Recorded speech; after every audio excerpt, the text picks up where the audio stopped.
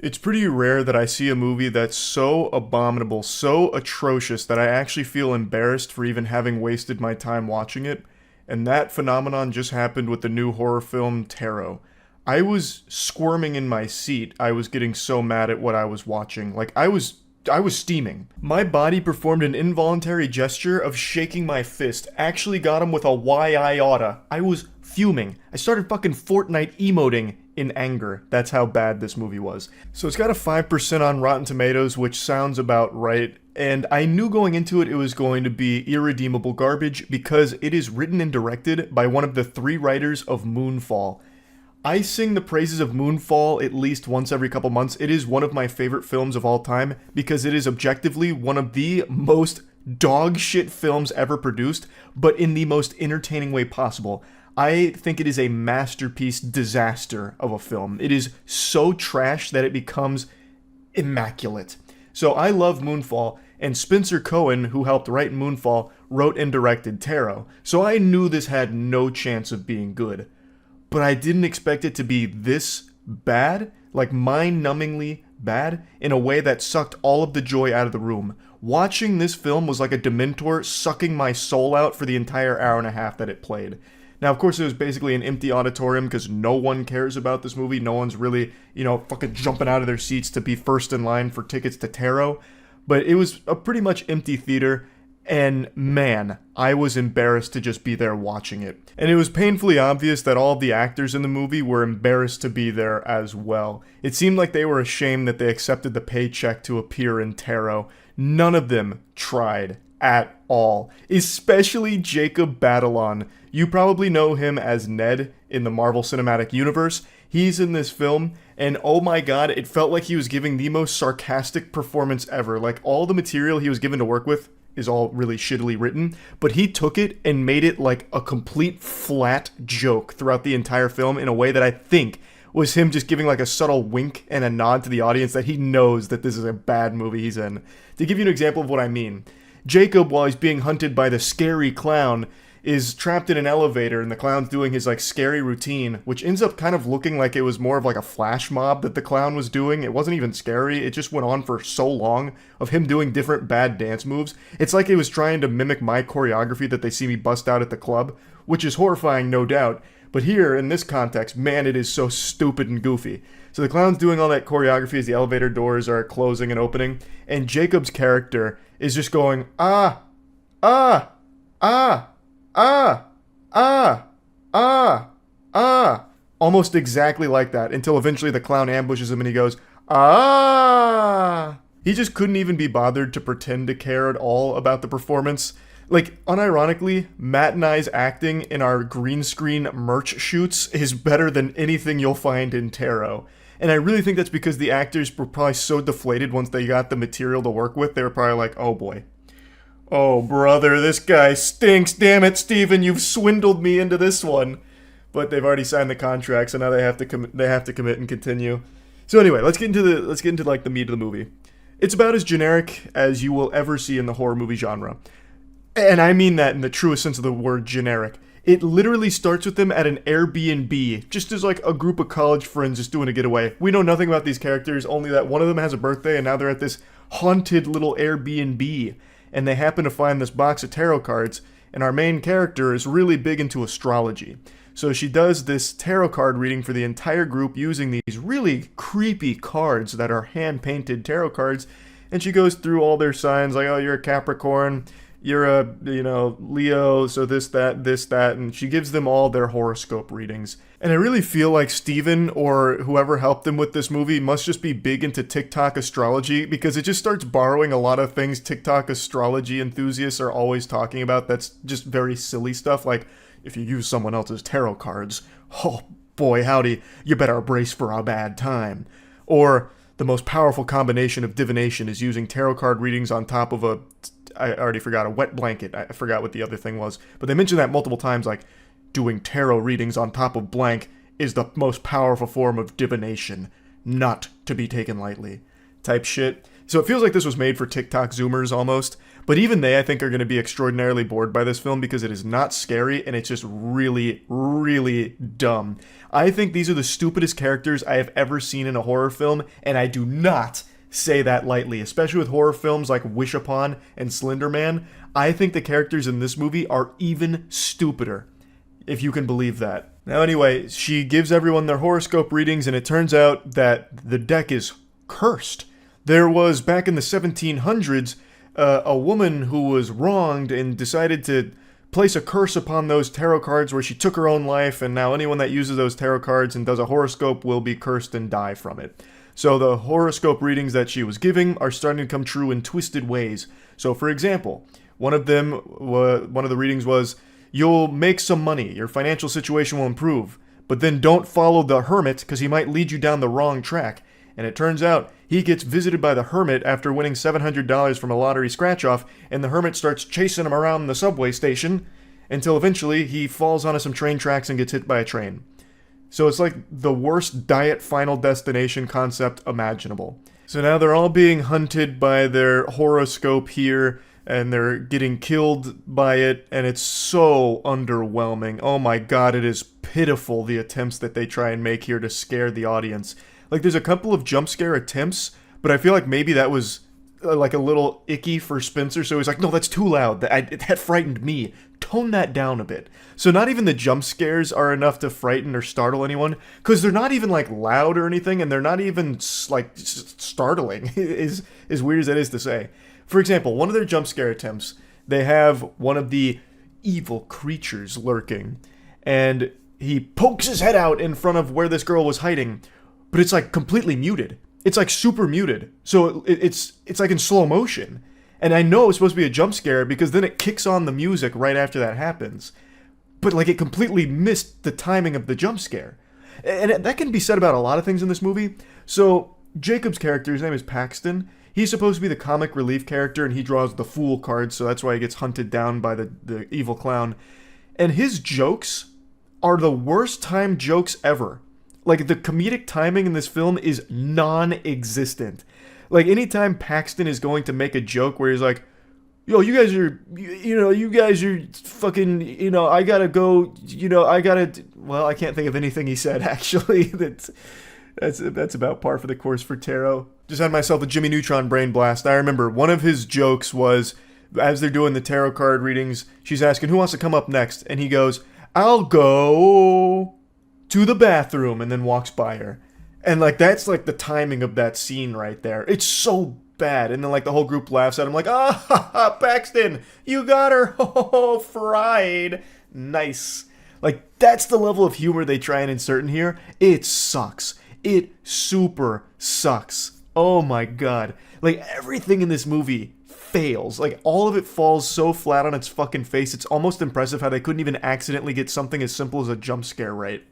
So anyway, let's talk about why I actually started getting heated, because usually these kind of things I'd find to be like fun bad and maybe even a little bit charming, but this one was actually just making me upset. So they figure out early on that those tarot card readings that were done is most likely what's killing them. So like, the birthday girl dies, she falls off a ladder after her prediction was she climbs a ladder, but be careful because there might be a crushing blow from the high priestess to, do this and that, and she dies by falling off the ladder. And then the high priestess, which looks like some kind of Party City costume that was trying to emulate like the nurse from Dead by Daylight, comes out and starts hitting her with a ladder, and she dies. And then after that was the guy who got hit by the train from the hermit, and they're like, oh, that's interesting, they're all dying kind of the same way the horoscopes said. Weird. That's probably the cause. And all of them except for one guy immediately buy into it, but they still go and visit like this old lady who they found through a Google search. The most stereotypical horror movie cliche ever. Just like a random old lady who is just the exposition vomiter. She just is present because the writer wasn't able to figure out a way to convey this story in a way that made sense. That they just have this random character that knows everything, so she explains to them and the audience exactly what's going on. And all the characters confirm, like, okay, that's 100% what's going on. Now we know.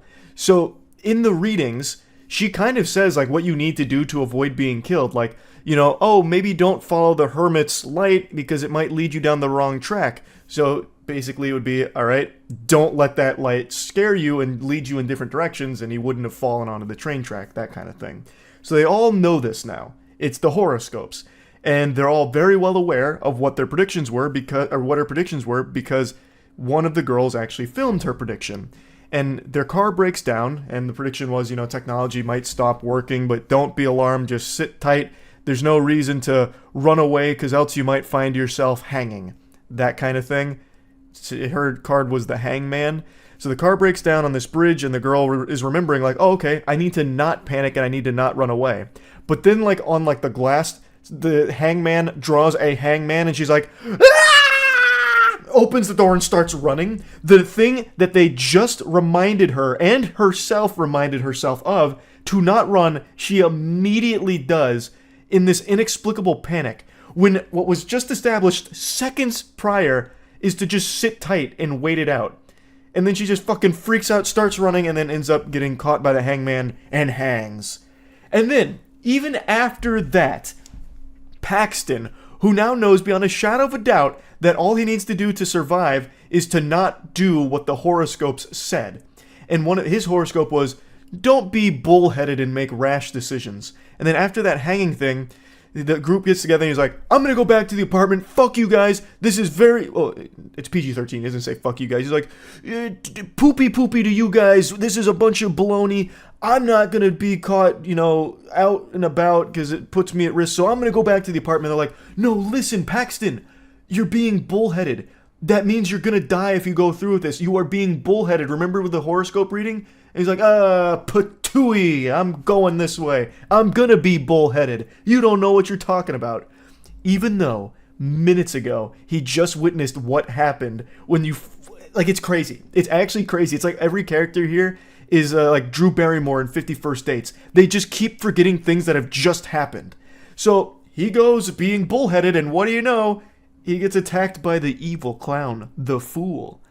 I actually was so mad. I had no reason to be as mad as I was, but it really felt like Spencer himself was just giving the middle finger to the whole auditorium, like, you guys are stupid for paying money for this, ha ha ha.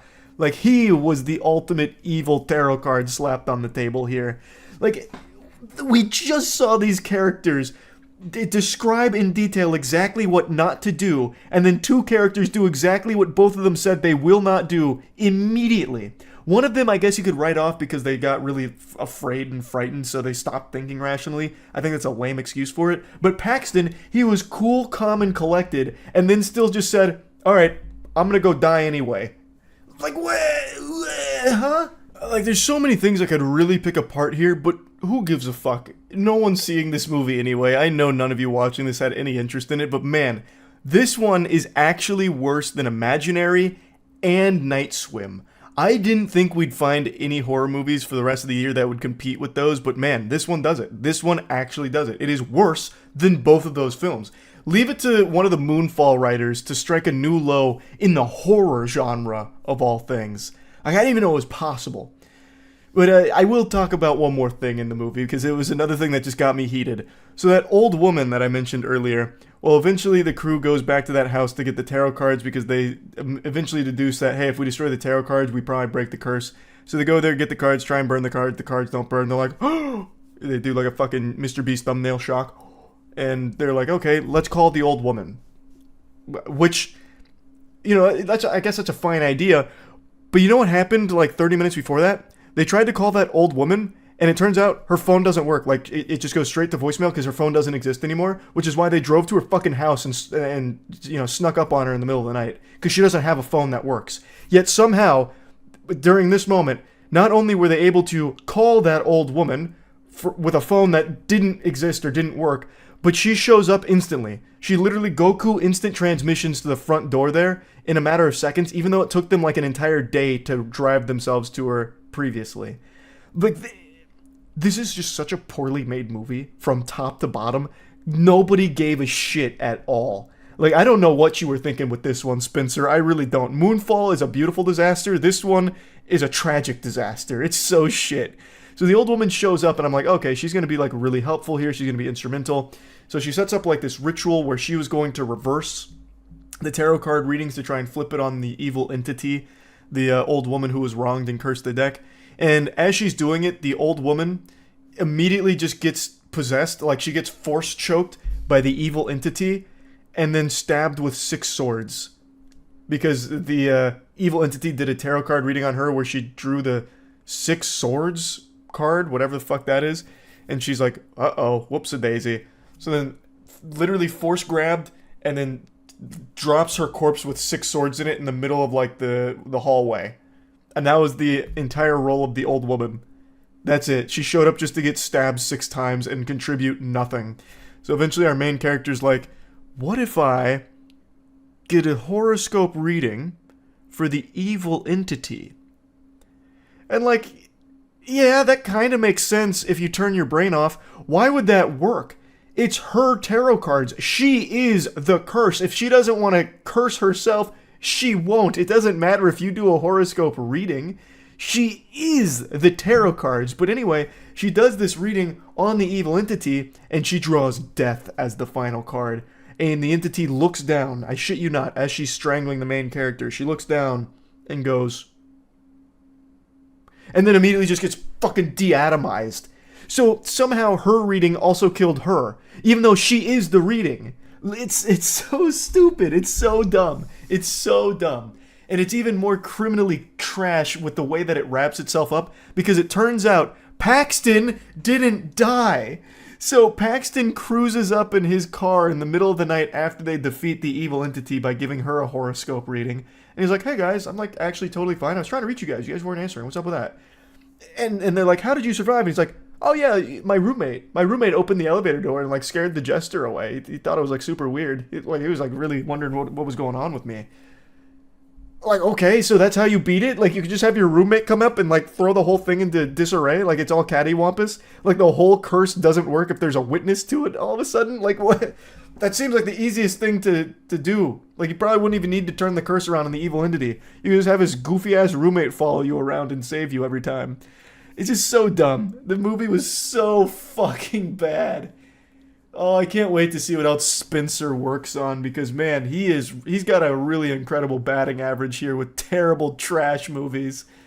Anyway, I think 5% for this movie is about what I'd give it on the Moist Meter too. I have to agree with Rotten Tomatoes on this one. 5% for Tarot, absolutely accurate. What a bad film. That's about it. See ya. Avatar: The Last Airbender is one of the best shows ever made. Avatar: The Last Airbender, the movie, is one of the worst movies ever made, and it's significantly worse than you remember it being.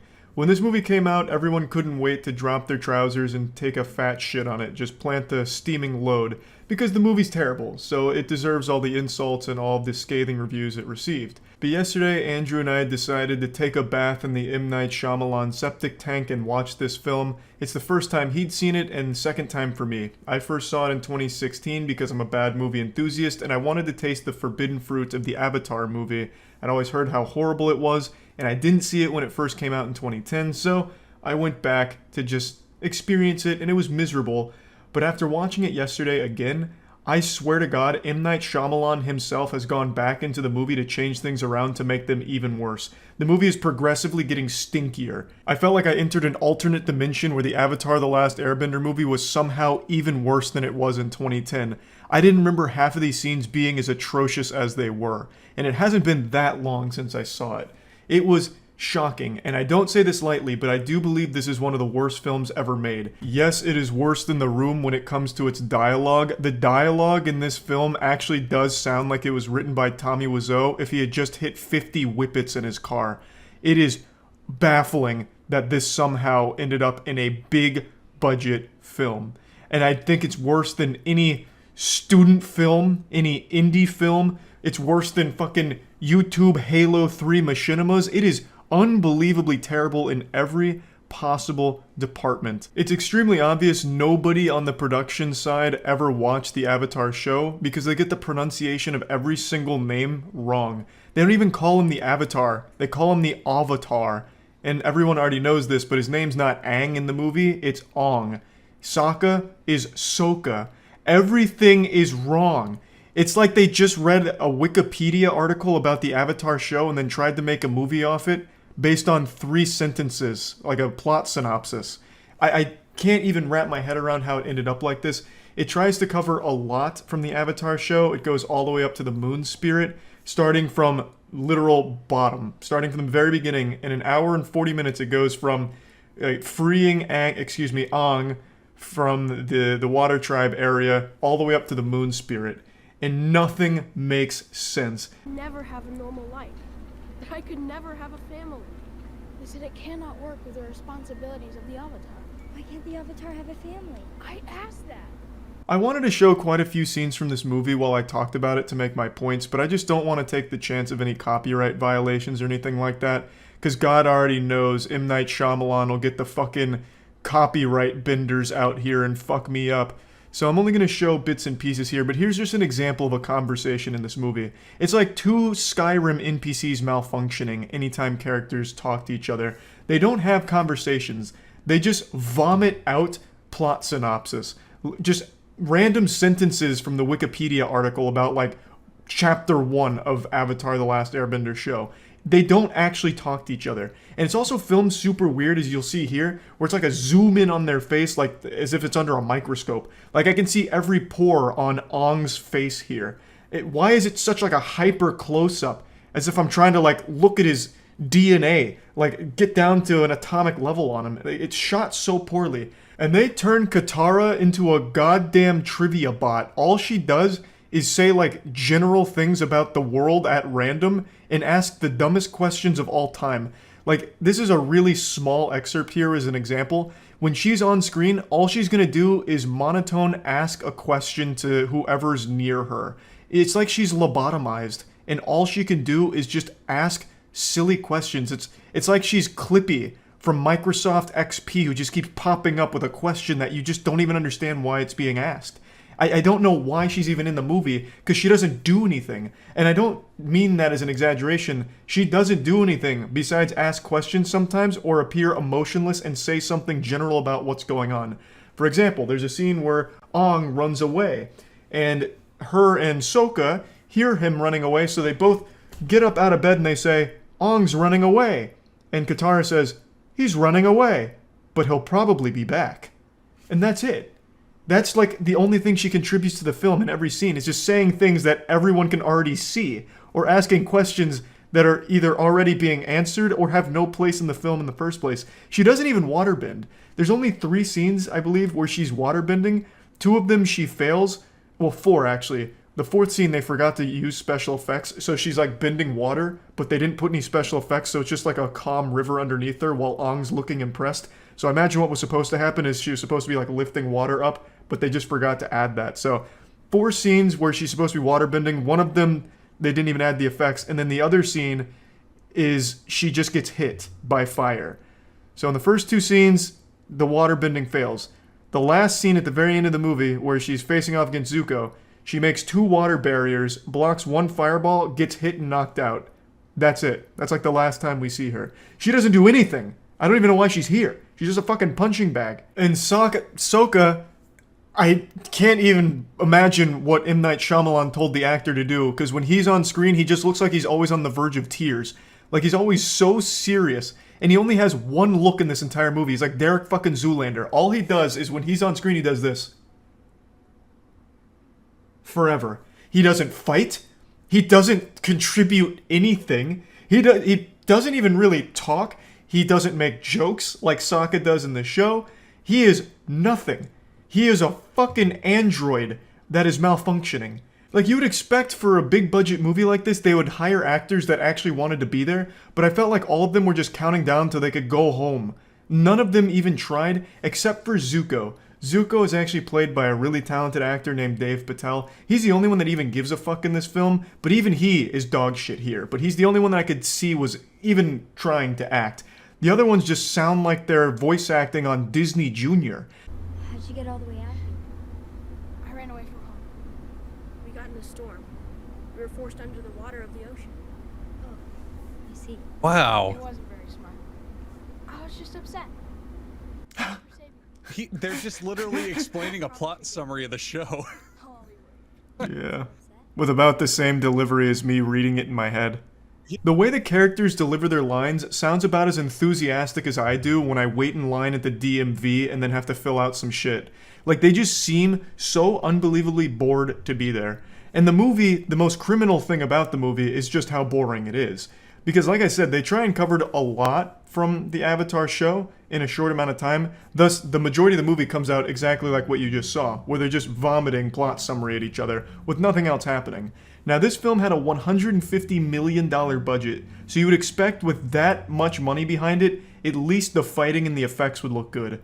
No. It's made in Adobe After Effects, it feels like, or Sony Vegas. Like, it's fucking trash. Look at this.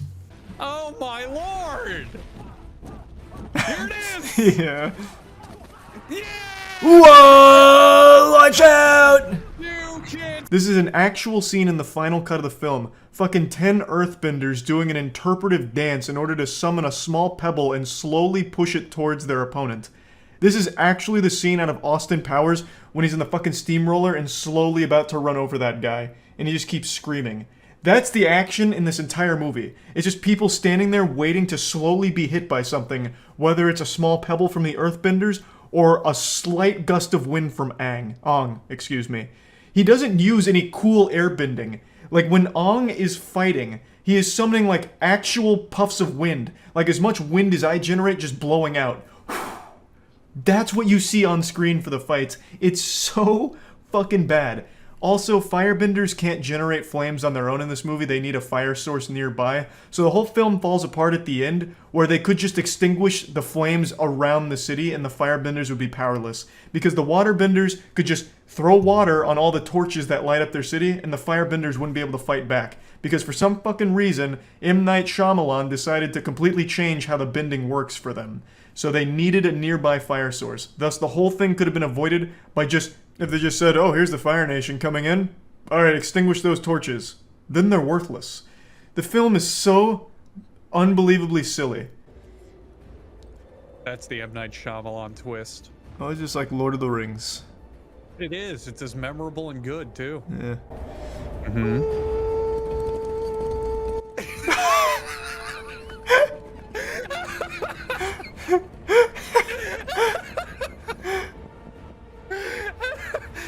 He didn't feel like writing a speech or a line, so he just said, go up there and make a noise. That right there is the only good piece of dialogue where one of the guys just goes up and instead of giving a speech just goes, because they just decided not to write dialogue or anything inspirational. Just this random fucking dude goes up there and just makes a goofy noise. That's about as much effort as that went into the entire film. That's the perfect summary of this film. Just go up there and do whatever. I don't care. I got paid a lot of money to make an Avatar movie, but I don't feel like doing any amount of work to make it good. This movie is beyond bad. This movie is like getting a colonoscopy while wide awake for it. It is painful. M. Night Shyamalan's known for his twists in movies, and the biggest twist about the Avatar movie was that it was the worst fucking thing you'll ever see in your life. So if you like the show, get ready to get slapped in the face.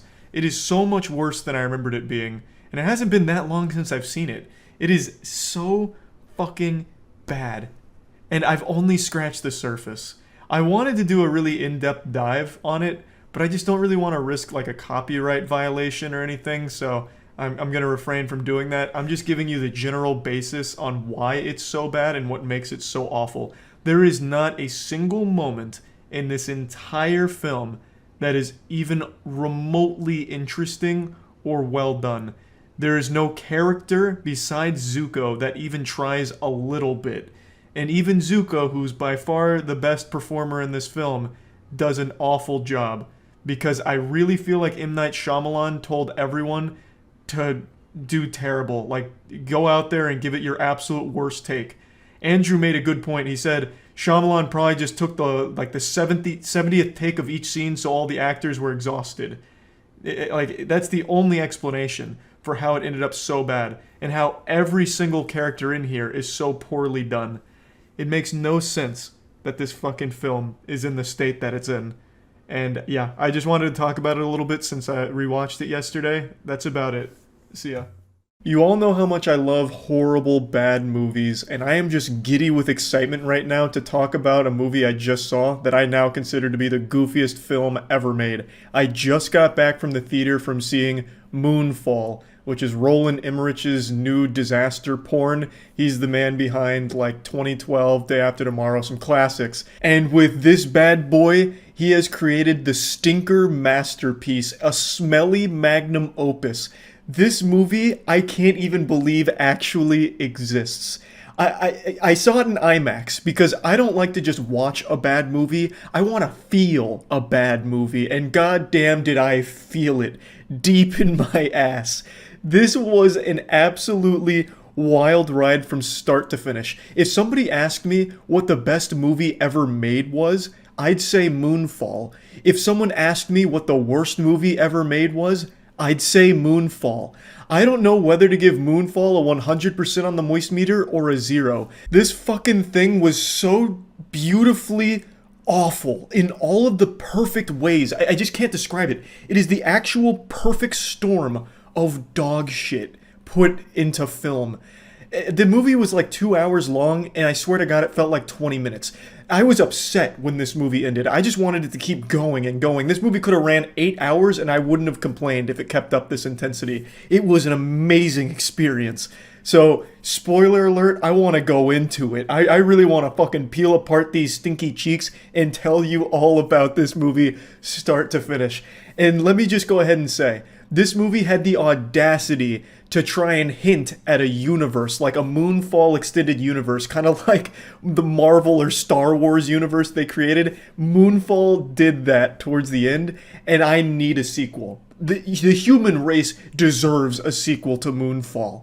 So let's get into it. So the movie starts with our main character, Brian, played by Patrick Wilson, in space with our other extremely important character, I forgot her name already, but played by Halle Berry. That's another thing about this movie. I saw it with Andrew, and the second we left the theater, we couldn't remember a single one of the characters' names apart from, like, Brian and the cat's name, which was Fuzz Aldrin. So, like, that's another thing. Like, all the characters are super forgettable. I'm getting ahead of myself. So, Halle Berry and Patrick Wilson's character, they're in space working on the space shuttle. And there's another character there with them that's helping, and then all of a sudden, a massive cloud of space dust blasts the ship. It tears it to pieces, knocks out Halle Berry, and it sends Brian, like, scrambling to get inside. And then the other guy, who I don't even know if they even gave a name to, his line gets cut, and he just gets sent, like, quadruple backflipping through space for all eternity and dies.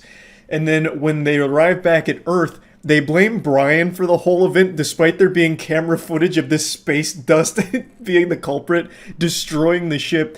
They're blaming Brian. They're like, you are a disgrace. Your negligence caused the death of an astronaut and the destruction of so much money worth of, NASA parts. You're going off book now. Get out of NASA. So then he gets fired. His wife leaves him. His kid hates him. He's now like this drunkard who is really just scraping by and struggling. For some reason, the whole trial was public and he's insisting he was innocent. It was this very strange technological space dust that just fucking flew through like a fart. And he traced it back to a corner, like a quarter of the moon called like Mars Capri Sun or something. I already forgot the name of it. But no one believed him. Everyone mocked him. He got fired. His life ruined as a result. And then we're introduced to a very important character called KC. KC is a conspiracy theorist who really cracks the code that the moon is falling out of orbit. And KC believes it's because the moon is actually a megastructure put there by aliens. So he has his own little group of conspiracy theorists that also believe in the megastructures. And he tries very hard to bring this information to NASA to let them know that the moon is out of orbit, shit's gonna get rough. So just like in Majora's Mask, the moon is coming closer to Earth, and the closer it gets to Earth, the worse it is for humans because the gravitational pull from Earth will rip apart the moon, sending all of these giant chunks into the planet, destroying pretty much everything. A doomsday event, an apocalypse. And no one's believing KC, even though he has all of the research and evidence to back it up. So eventually he turns to Twitter. And he makes an anonymous post with all of the evidence, and miraculously overnight the entire world believes him. It becomes the #1 trend, and every single news outlet everywhere is talking about it. NASA comes forward to corroborate it. Now everyone knows, yep, Moon's about to fuck our shit up. So then they all try and come up with plans, and I swear to God, every character in this movie makes the stupidest decisions at every possible moment. It blew me away. It's like every character, even the ones that are supposed to be smart, like the scientists, are like lobotomized zombies. They get nothing right. None of it makes sense at all. But even suspending disbelief, you can't help but just sit there and scratch your head like there's no way they just said or did that. Like, I'm trying to sum it up to give you the cliff notes before I like start really dissecting it. So once it's been confirmed that the moon's coming to the Earth, Brian, the disgraced astronaut, teams up with Casey. They hang out for a bit, and then Halle Berry, who's still employed by NASA, just out of nowhere sends a helicopter to pick both of them up to help them defeat the moon, because now the moon's like a raid boss. So then they come up with a plan to like take an EMP device to the moon. Everyone believes them now. Also, NASA confirmed all of this and then like really figured they needed Brian's help, because they sent like a crew of 3 astronauts up to check out that crater, and then the giant space dust came up in the shape of like a goddamn ringworm, and it kills all 3 of them. So then they conclude like, yep, there's something weird and wacky going on with the moon. It's got some kind of artificial intelligence living inside of it. So then that's when Brian and Casey come. My God. I really want to get deeper into it, but I want to give everyone like the full overview of the movie so you can see it. This whole movie is like taking the insanity of a Neil Breen movie, but giving it $100 million to realize the craziness. A better example for all the weebs. If you've seen Gurren Lagann, where they start like underground, and then by the end of the show, they're in space mechs throwing galaxies at each other. It's that, but for pseudoscience and conspiracies. It's fucking mind-blowing. So, Brian, Casey, Halle Berry, they're at NASA. Everyone knows Doomsday's coming, so they're all, for some reason, taking refuge in Colorado. The word Colorado must have been mentioned a million fucking times throughout this movie. This had to be just some kind of propaganda to increase tourism there or something. And also, you see Kaspersky on billboards, and apparently all of NASA is powered by Kaspersky antivirus, because every time they fire on a computer, it just says Kaspersky. And that's all there is on the screen. It's just like they look at Kaspersky and things start helping. But I keep getting too specific. Again, everyone's at NASA. They come up with a plan. They get this old EMP device that they're going to take to the moon and blow up the space worm. And this also confirms that space dust that blew up the ship that Brian was on initially were nanobots from the AI. So they've got the plan. They've got the EMP. They've now got Brian to pilot it. But something goes wrong. The moon's getting closer, so an earthquake happens, and it cracks the coolant in one of the engines, and it plays out exactly like this. I'm not exaggerating. Halle Berry and Brian go up to check out what's going on. One guy says, the coolant's leaking, and I don't know how to fix it, and no one here can really fix it. And she's like, are you sure? And he's like, yeah. And she's like, all right, well, that's the end of the mission. I guess everyone needs to go home. So every single person at NASA, except for Halle Berry, Casey, and Brian, as well as 2 other data analysts and a couple of military guys, all leave and abandon the Earth and just like, yep, I guess we just have to accept this is the apocalypse and there's nothing we can do. Just because one of the coolants was leaking a little bit, and then the solution, I shit you not, was we'll just fly without it. Apparently the entire time they could just fly without it because the moon was close enough, and Casey knew that and then relayed the information a little late to Halle Berry, and she just didn't bother to call anyone back. She's like, all right, well, I already told them they can leave. They can go. We can do it ourselves. So then we get our heroes strapping into the spaceship, ready to take on the moon. And as the moon's getting closer, it's causing gravitational disturbances. So there's water that's getting sucked up, and it's like giant waves of water that are just standing there. And those 2 like data analysts that stayed behind that I briefly mentioned, they get evacuated. They get into a helicopter with the military people because the waves are getting closer as the moon's passing over. And I can't even believe this fucking happened. They take off with plenty of time to escape, but instead of going away from the waves, the goddamn pilot kamikazes into the waves, and it's supposed to be this emotional moment of, oh my God, there is no escape. But like you can see, when the helicopter takes off, it could have just gone right, but instead inexplicably just goes left into the waves. And I'm missing so many impressive details. Brian's son, who hates him, went to jail. Brian got him out of jail. And for some reason, the military flew Brian's son here just to be in like the middle of the shitstorm. So Brian's son's there and then needs to take off in a car away from the facility as the waves are getting closer. But instead of taking off, he goes to a mountain and parks just to check out his dad's spaceship as the waves are getting closer. So the spaceship takes off, it's beating the waves, but his son and then Halle Berry's son is also with him, and then their babysitter are all just in this car, outside of this car watching. And then eventually the kid's like, all right, now it's time to probably go. As the waves are literally like bashing the bumper of the car, it's like, okay, we've had our fun. So then they engage on this high-speed chase against the moon, and then they eventually get hunted by people that are like scavenging for parts. Oh my god, it's so much. So everything on Earth's going to shit. Gravity's all fucked up. Halle Berry, Brian, and Casey are now heading towards the moon, and it turns out the AI that inhabits the moon is attracted to electronics, but only if there's organic life inside of it. So the EMP they brought is useless because the AI won't bite it. So they're using it like bait and trying to fish with it. But for some reason it needs to be inside of it. They don't explain why. The AI was circling it and like playing patty cake with the EMP, and they didn't blow it up for no reason. They just concluded that it needs to be inside.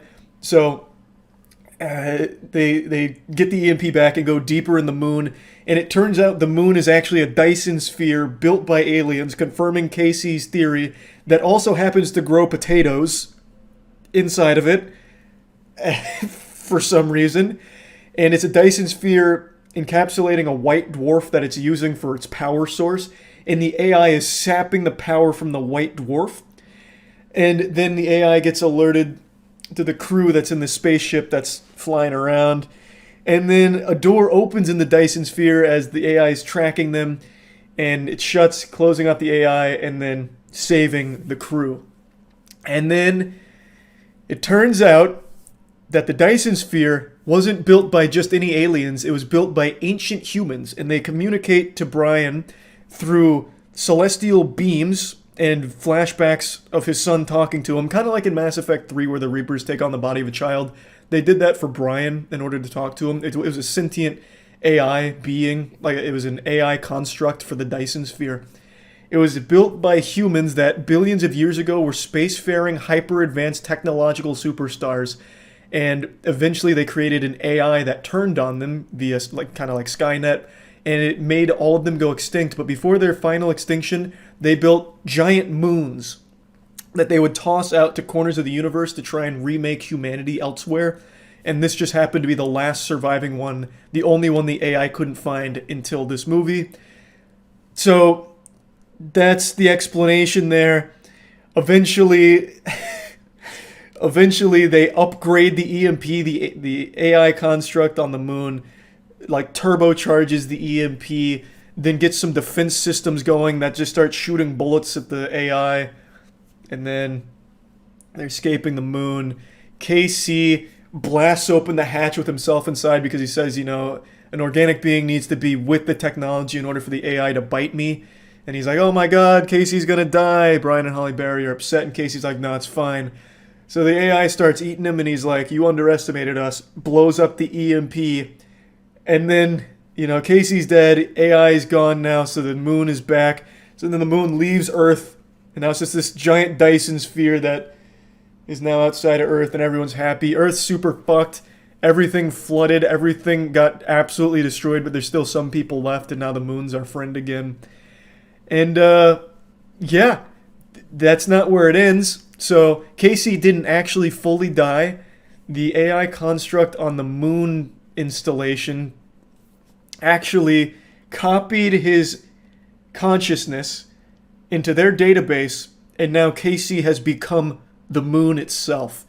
And the last line is, we have work to do, which hints at expanding the universe and bringing all of the other AI that is still out there into the fold. And my god, I can't wait to see the sequel. I pray there is one, because this was amazing.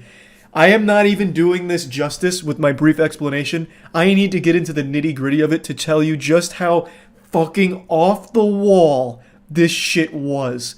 So the billion-year-old humans, they basically just created Halo. They just stole Halo's plot for a little bit. The installations they made back then were Halo rings. They all lived on Halo rings. And the AI they made, for some reason, turned on them like Cortana.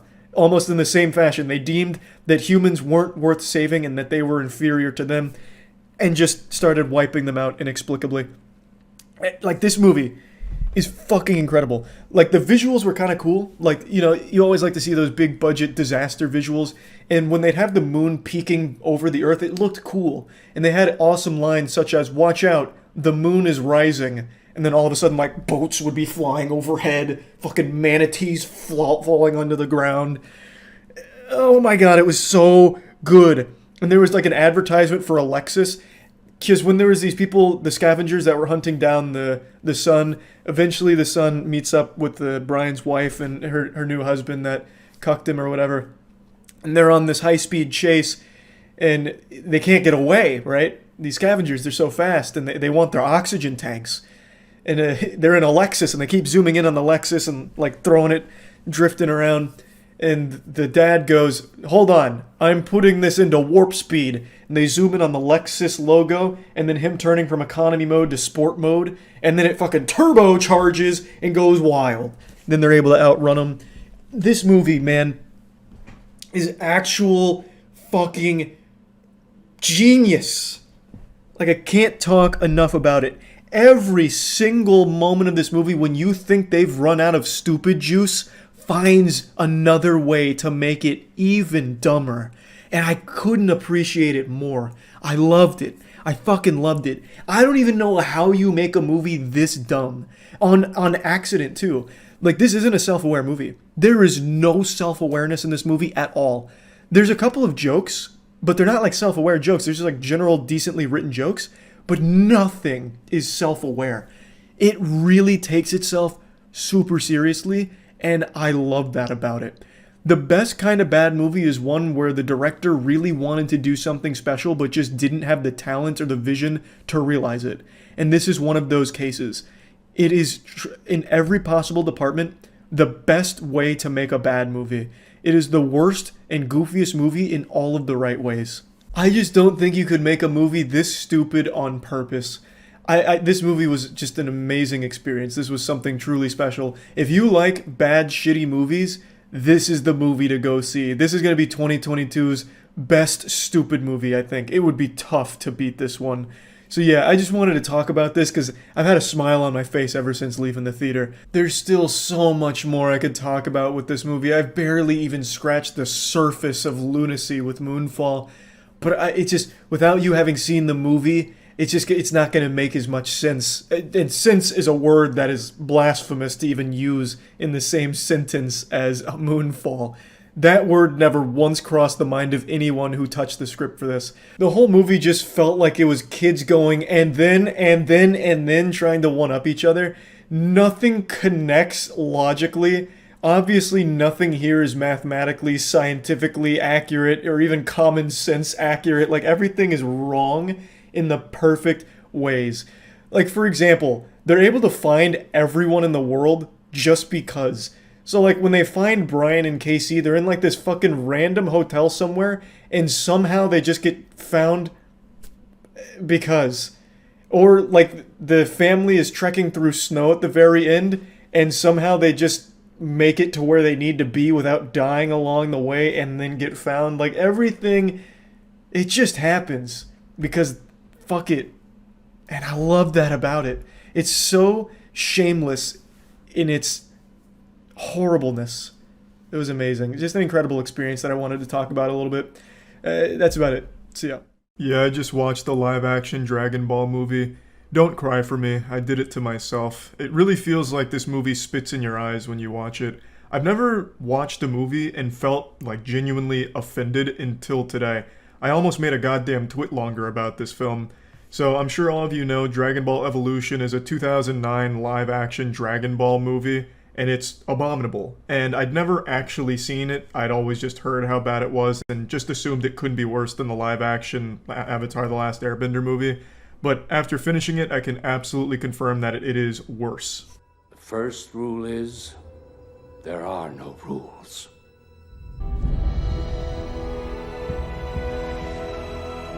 I didn't immediately recognize that was a leaf that flew by. I thought someone had thrown a hot dog at Goku's face, like an angry theatergoer throwing tomatoes at the screen or something. I also thought I just completely purchased the wrong movie for a second and just got scammed, because this had nothing to do with Dragon Ball right off rip.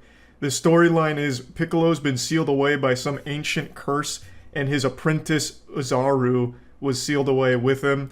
And now it's all about not letting him be unsealed, but he is unsealed. They don't explain how, but he escaped the seal.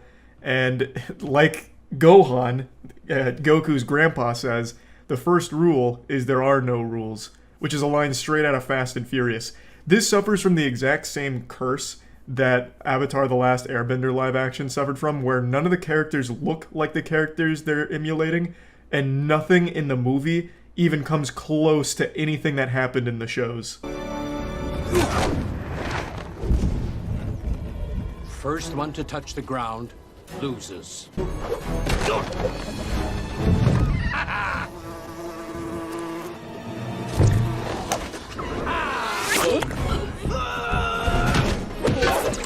Yeah, that's a real scene in the movie. This isn't a fan edit. That's the level of visual effects that this movie comes to the table with. That little fly looks like an actual student's first attempt with Adobe After Effects after watching 2 YouTube tutorials on it. It is embarrassing how awful the visuals are here. Now, I will grant them that this movie had a $30 million budget, which by all measures for a theatrical release is pretty low, so they had to make do with what they had. So I'm guessing they just hired a team of high schoolers for CGI.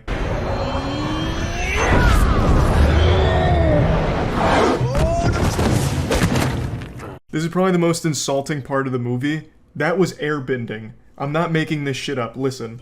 I will take you to a secret place where a chosen few were taught to master the energy of the 3 elements: air, fire, and water. Shadow Crane Strike is the most basic of all the air bending techniques. I honestly felt like I was being made fun of, like my feelings were hurt just listening to this. They tried to like hijack Avatar, which is poetic because this came out a year before the last Airbender shitstorm, so it's almost like a little foreshadowing for like the impending disaster that would be the last Airbender movie. I just couldn't believe it when I heard this. For some reason they just bring in bending. Inexplicably. I mean, that's not in Dragon Ball. It's not like a crucial part of Dragon Ball. It's not like all of a sudden like Aang comes out of nowhere and kills Vegeta or some shit like that, or makes a wish on the Dragon Balls himself. I don't understand how this even happened. And it makes me put on the tinfoil hat a little bit to get into the conspiracy side of things, where maybe Hollywood was working together to ruin 2 franchises within a year, and they chose Dragon Ball and Avatar. Promise. Okay, you made me promise not to fight. Then teach me something I can use. Teach me how to get the girl. Teach me how to talk to her without stumbling all over everything I say. This movie is so shameless they decided to make Goku an insecure high schooler who gets bullied and asks his grandfather for advice on how to get laid. Who do you think your grandpa is? Some kind of alpha male YouTuber giving you the secrets to pussy? It makes no sense why they would even make this decision for the film.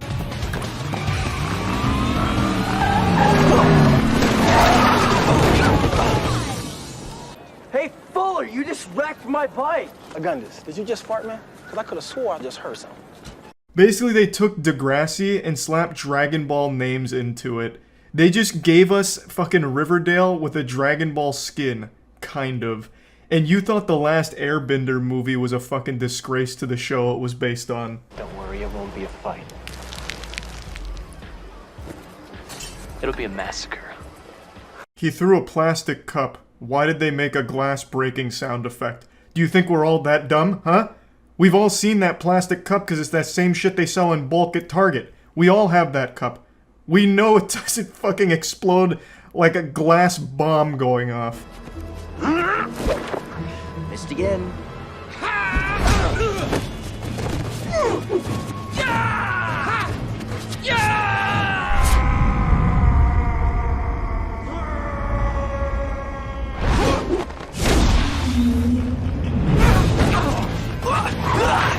He gets invited to a party, his bullies are there and they want to beat his ass, but he made a promise not to fight them, but he didn't make a promise not to dodge them and make them fight each other. So he dodges all of their attacks and they end up beating each other's asses instead. And I have to wonder, what high schoolers fight like it's the goddamn Crouching Tiger, Hidden Dragon? One of them comes in with like a flying drop kick from across the fucking driveway for Goku to dodge. But anyway, he ends up dodging everything, they all hurt themselves, and Chi-Chi was watching and instantly falls in love with him. Doing good. Hey, Fuller! You got a couple of dings there you might want to try buffing out.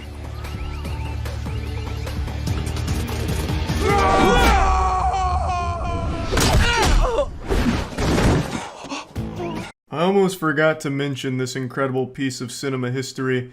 Goku starts breakdancing on the main bully's car, and the bully keeps hitting his car with a pipe while trying to hit Goku.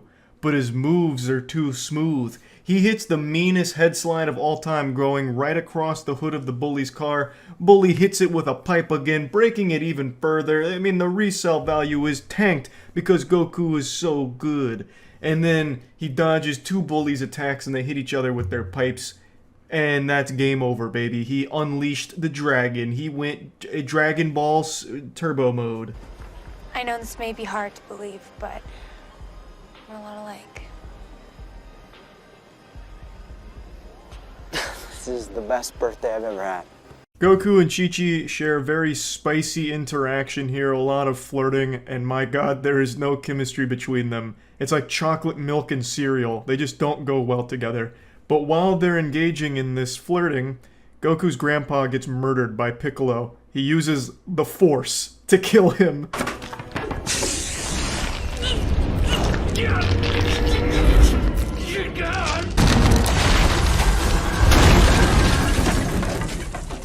Before dying, though, Gohan tells Goku that he needs to find all 7 Dragon Balls and make a wish to banish Piccolo to the Shadow Realm in order to protect the Earth, and that he has to find Master Roshi in order to do it. But then he also meets Bulma. Who's the idiot? Look at it. Oh my god. Pretty fucking epic meeting, I will say. And then they manage to track Master Roshi down to a fucking, like, Dr. Seuss house in the middle of a lake outside of a city. But not really outside of a city, it's still like in the city in a retention pond, basically. Bulma! Bulma! Bulma, wait! Looks like I'm the idiot, so I thought that was water when I first watched it, but now that I'm editing it, I realize that it's actually floating above a bunch of shit. So I'm really confused on where this is and how this exists. Even more so now. But yeah, I guess it's not water. I don't exactly know what the fuck this is, but this is where they find him. I am Lieutenant Roshi, the Invincible! My grandfather is dead. An inspired performance as Master Roshi here, honestly. 1-to-1 with the anime. And speaking of 1-to-1, let's take a good look at Piccolo.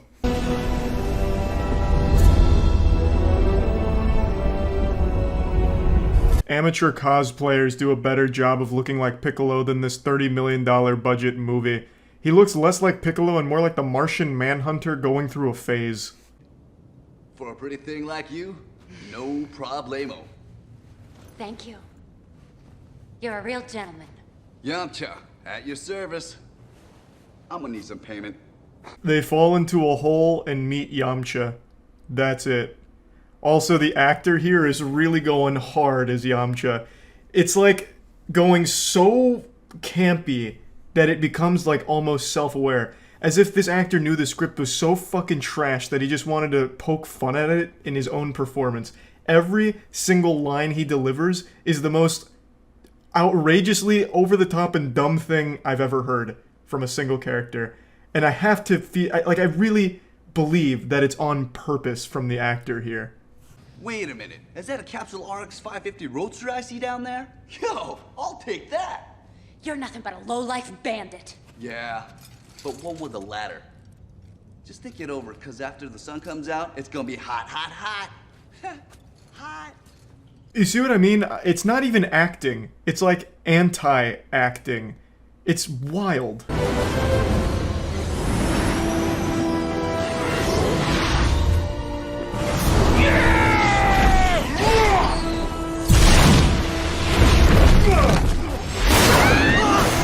I'm just not gonna bother showing anything from like the middle part of the movie. Eventually, Piccolo gets all the Dragon Balls through the most underwhelming and unentertaining means imaginable ever. So I'm doing you a favor, but this is when he's about to summon the dragon, so he gets into like a Ginyu Force pose. Like, he fucking T-poses and says, you know, like a prayer or something that Master Roshi interrupts. And you could see again the visual effects on full display here. You could feel every goddamn penny of that $30 million budget shining through in this beautiful spectacle. Is a shell. This is who you are.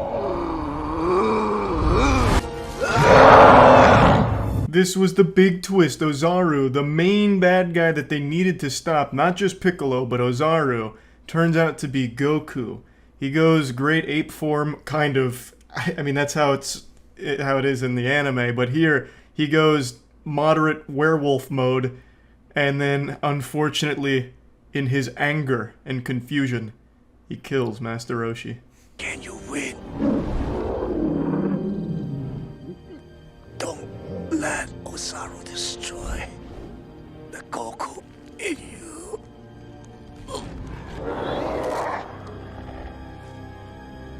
One of the saddest deaths in cinema history, I would argue, but luckily it was just enough to help snap Goku back into himself and out of Ozaru.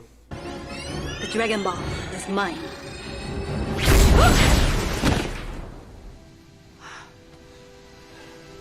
Oh yeah, also Piccolo's sidekick gets shot and killed here. I don't think she ever even got a name. I'm pretty sure they didn't even bother to give this character any identity whatsoever.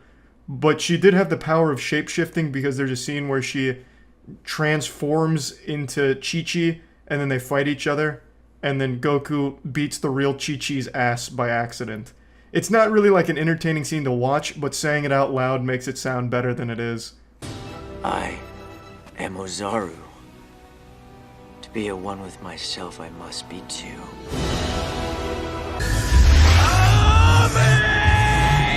Again!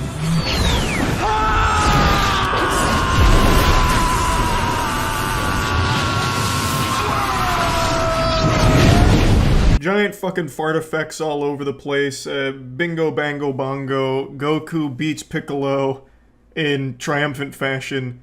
And then they wish Master Roshi back from the dead with the Dragon Balls. Dragon! Roll credits. Or so you thought. It actually sets itself up for a sequel. Piccolo's not dead. In fact, he's alive. And sleeping. Soundly. Until he wakes up after having an interesting dream, I guess. So maybe we'll still see a Dragon Ball Evolution 2, if we're lucky. This was perhaps one of the worst adaptations of anything of all time.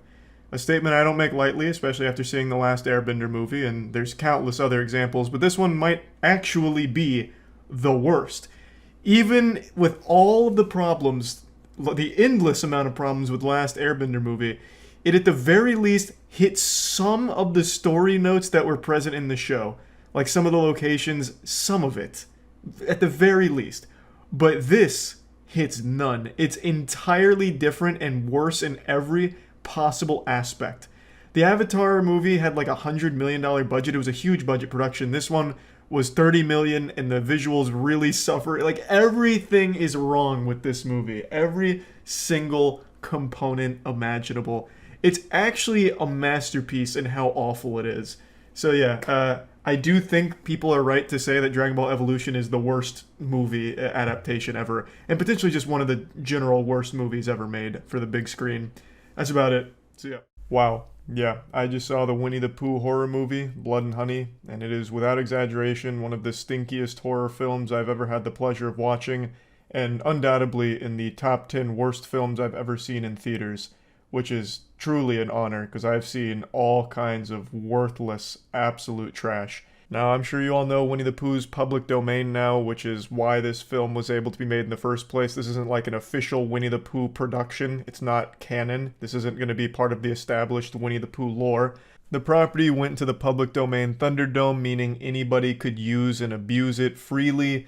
So a lot of people tried to latch on to the tit and suckle some milk out of the power of the IP, And this led to this production here. It was a very cheap one that was haphazardly thrown together, clearly trying to capitalize off the wackiness of its concept.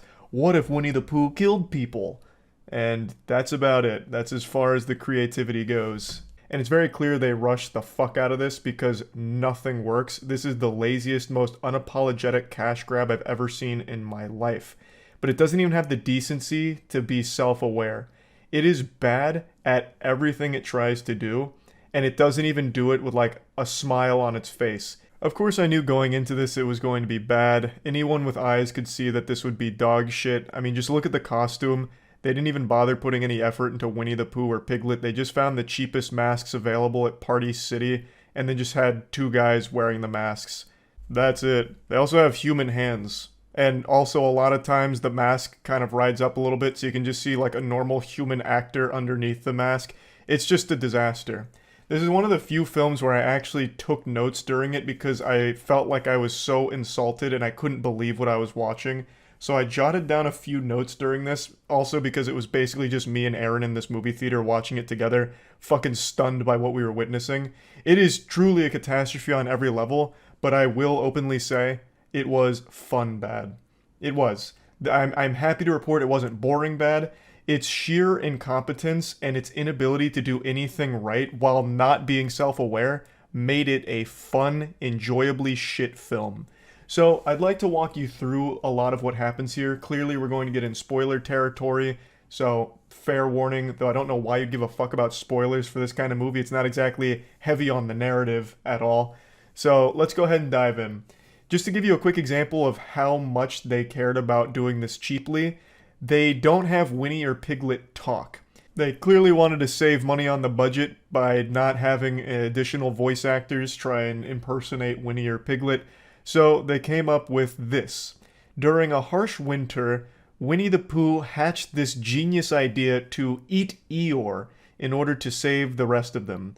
So they sacrifice Eeyore for the greater good, they eat him, and then take a vow of silence because they were so traumatized by what they had done to their friend. So they never speak. So that saved them some money. The story is as follows. Christopher Robin meets Winnie and the gang in the 100-acre wood. They're friends for a while, but Christopher Robin goes off to college, and during that time, the group goes fucking hog wild. They go Insano style. Their minds break. They turn to madness and they become these ferocious killing machines for some reason because they felt abandoned by Christopher Robin. But Christopher Robin is now engaged and he wants to bring his fiancée into everything that was important in his life, which includes Winnie and the gang. So they visit the 100-acre wood looking for them, and his fiancée doesn't believe him. But then we get like Darman level acting throughout the entire film, but immediately it starts to shine because his wife is like, "You are so successful because you are creative. And even if these are imaginary friends, that business that you have made and you being as creative as you have been has led to you being one of the best people in the world, Christopher Robin. But I'm not sure if they're real." And Christopher's like, "But no, fiancé, these are real." And then sure enough, they eventually stumble upon the cabin. And then Piglet grabs a chain and strangles his wife till she dies. And then Christopher Robin gets cornered by Pooh and Piglet, and he drops what I believe to be one of the most iconic lines in horror movies now. He says, "Pooh, you've got to help me. Something's wrong with Piglet. He killed my wife." and then that's when it sinks in on Christopher Robin that they're all, off their gourd. So Pooh and Piglet start closing in on Christopher Robin as he's yelling and screaming. And he's saying, "We were friends, but we were friends. We were friends. What happened to us being friends?" And then they kidnap him, and that's the intro. A fierce and fiery start to this one. And I'd like to mention that the two actors in the Winnie and Piglet costumes, I wouldn't be surprised to learn that they're like 80 years old. Because they move around so fucking slow. Especially Pooh Bear. Pooh Bear fee-fi-fo-fums around like he's carrying 1,000 pounds on each ankle. I thought for a second every time they moved, they slowed down the footage by like half. Like they moved at 0.5 speed. It really looks like they're riddled with arthritis. Every movement they make is extremely stiff. When they kill somebody, it's almost like animatronic to a certain degree. Like, it's so jarring. I would have expected them to be a little more limber since they're supposed to be like these crazy, agile, unstoppable killing machines, but my god, they are painfully slow and stiff. It's weird. But anyway, moving on. So that's the intro done, and then we get to our main characters, and I couldn't even tell you any of their names because it just genuinely wasn't important. They are actual just meat balloons for Winnie and Piglet to pop. So it's a group of girls that go to this cabin in the 100-acre wood for a vacation. And this is a no technology vacation. They want to go off the grid, you know, like in fucking witness protection, basically. So they turn their phones off and everything is when they get to the cabin. But unfortunately, one of their friends was a little late, so when she was calling them to ask for directions, they didn't answer. So she pulled over outside, like next to the cabin a little far down the road, and was trying to get like them to answer. And as she's calling, Pooh Bear spots her. And this is very bad because Pooh Bear's got a taste for blood and he's gluttonous. So Pooh Bear starts chasing her down like this. The girl's screaming. She eventually makes it to some kind of like warehouse and takes cover underneath a wood chipper. You can see where this is going. As she's hiding, Pooh happens to find her. And I shit you not, I swear this is going to sound like I'm making up, but I'm not. Pooh grabs her and then rips her shirt off. And then her tits are flopping all over the place for a minute, and Pooh's like moving her around so her tits kind of jiggle.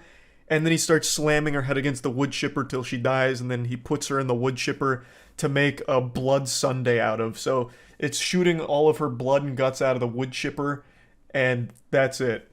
I don't understand what the point was in Pooh Bear stripping her nude, basically. Well, I guess not fully nude, making her topless. I don't really get it. I thought this was going to be like some kind of narrative plot point where like he sees her tits and his eyes just go like awooga or something to indicate that he's like a pervert, like truly just the most, you know, reprehensible menace of all time.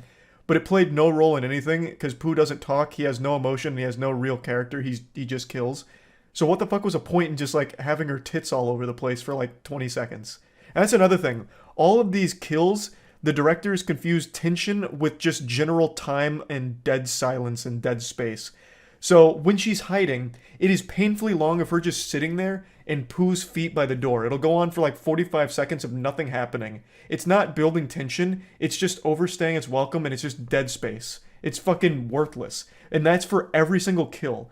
The director really just thought like holding a still frame of something in the background is building tension, and it's just not. It was just really mind-numbingly boring, and it really lasted a long time. Like in the intro, when Christopher Robin was saying, but we were friends, and Piglet and Pooh were coming in, that scene was probably about 2 minutes of them standing there, slowly getting closer, as Christopher Robin repeated the same 5 lines over and over again, like it was an NPC malfunctioning in a video game. It was painful how long those scenes would drag. But anyway, moving on, so that girl got thrown in the wood chipper. Back at the cabin, one of the girls is an Instagram model, so she's in her downtime playing music in a hot tub, and while Pooh Bear is dispensing of like this corpse, this skeleton of one of their victims, he hears the music, so he looks around, and then he sees the hot tub. So as she's taking Instagram pictures, you can see Pooh in the background, and the girl notices that too, and she's like, oh, what the fuck is this? That's a weird looking creature back there. So then she turns around, literally knows Pooh is there and knows that it's some kind of fucked up abomination back there, and she's like, I know you're there, but you're not gonna ruin my vacation, or what was the line? You're not gonna ruin my hot tub or something. I don't know, it was a terrible line, but she recognizes that there is a complete stranger in these fucking woods, this giant fucking animal recognizes that, and then just says, you're not gonna ruin my time. So she gets back in the hot tub, where she gets chloroformed by Piglet and Pooh Bear. So then they fucking hog tie her on the front porch and then steal one of their cars, and Piglet puts his foot on her while Pooh Bear slowly drives over her skull, and then you get a close-up of her skull slowly exploding so her eye pops out at the camera, and then blood starts squirting, and they're using the worst CGI of all time for the blood squirting, and eventually her head just pops and blows up. The genre that this movie's in is torture porn, pretty much. Like, that is basically all it is. It's just Winnie and Piglet torturing and killing people. I even forgot to mention that Christopher Robin is being tortured by Pooh. He was hitting him with Eeyore's tail, just like fucking flogging him with it. And this is what I'm talking about with a lot of things they didn't even bother to follow through on. There's a moment where Christopher Robin's like, I know you're still good in there, Pooh, this isn't you. you killed my wife, but I know you're still good in there. And then Pooh has this moment where he, like, cries, and then he breaks some boxes, and then he looks at himself in the mirror, and then he goes back to hitting him with Eeyore's tail. And it's never explored again. Like, ever. At all. Like, there's just this brief moment of vulnerability, but then he goes right back to just being this two-dimensional killing machine. So now, back to the cabin.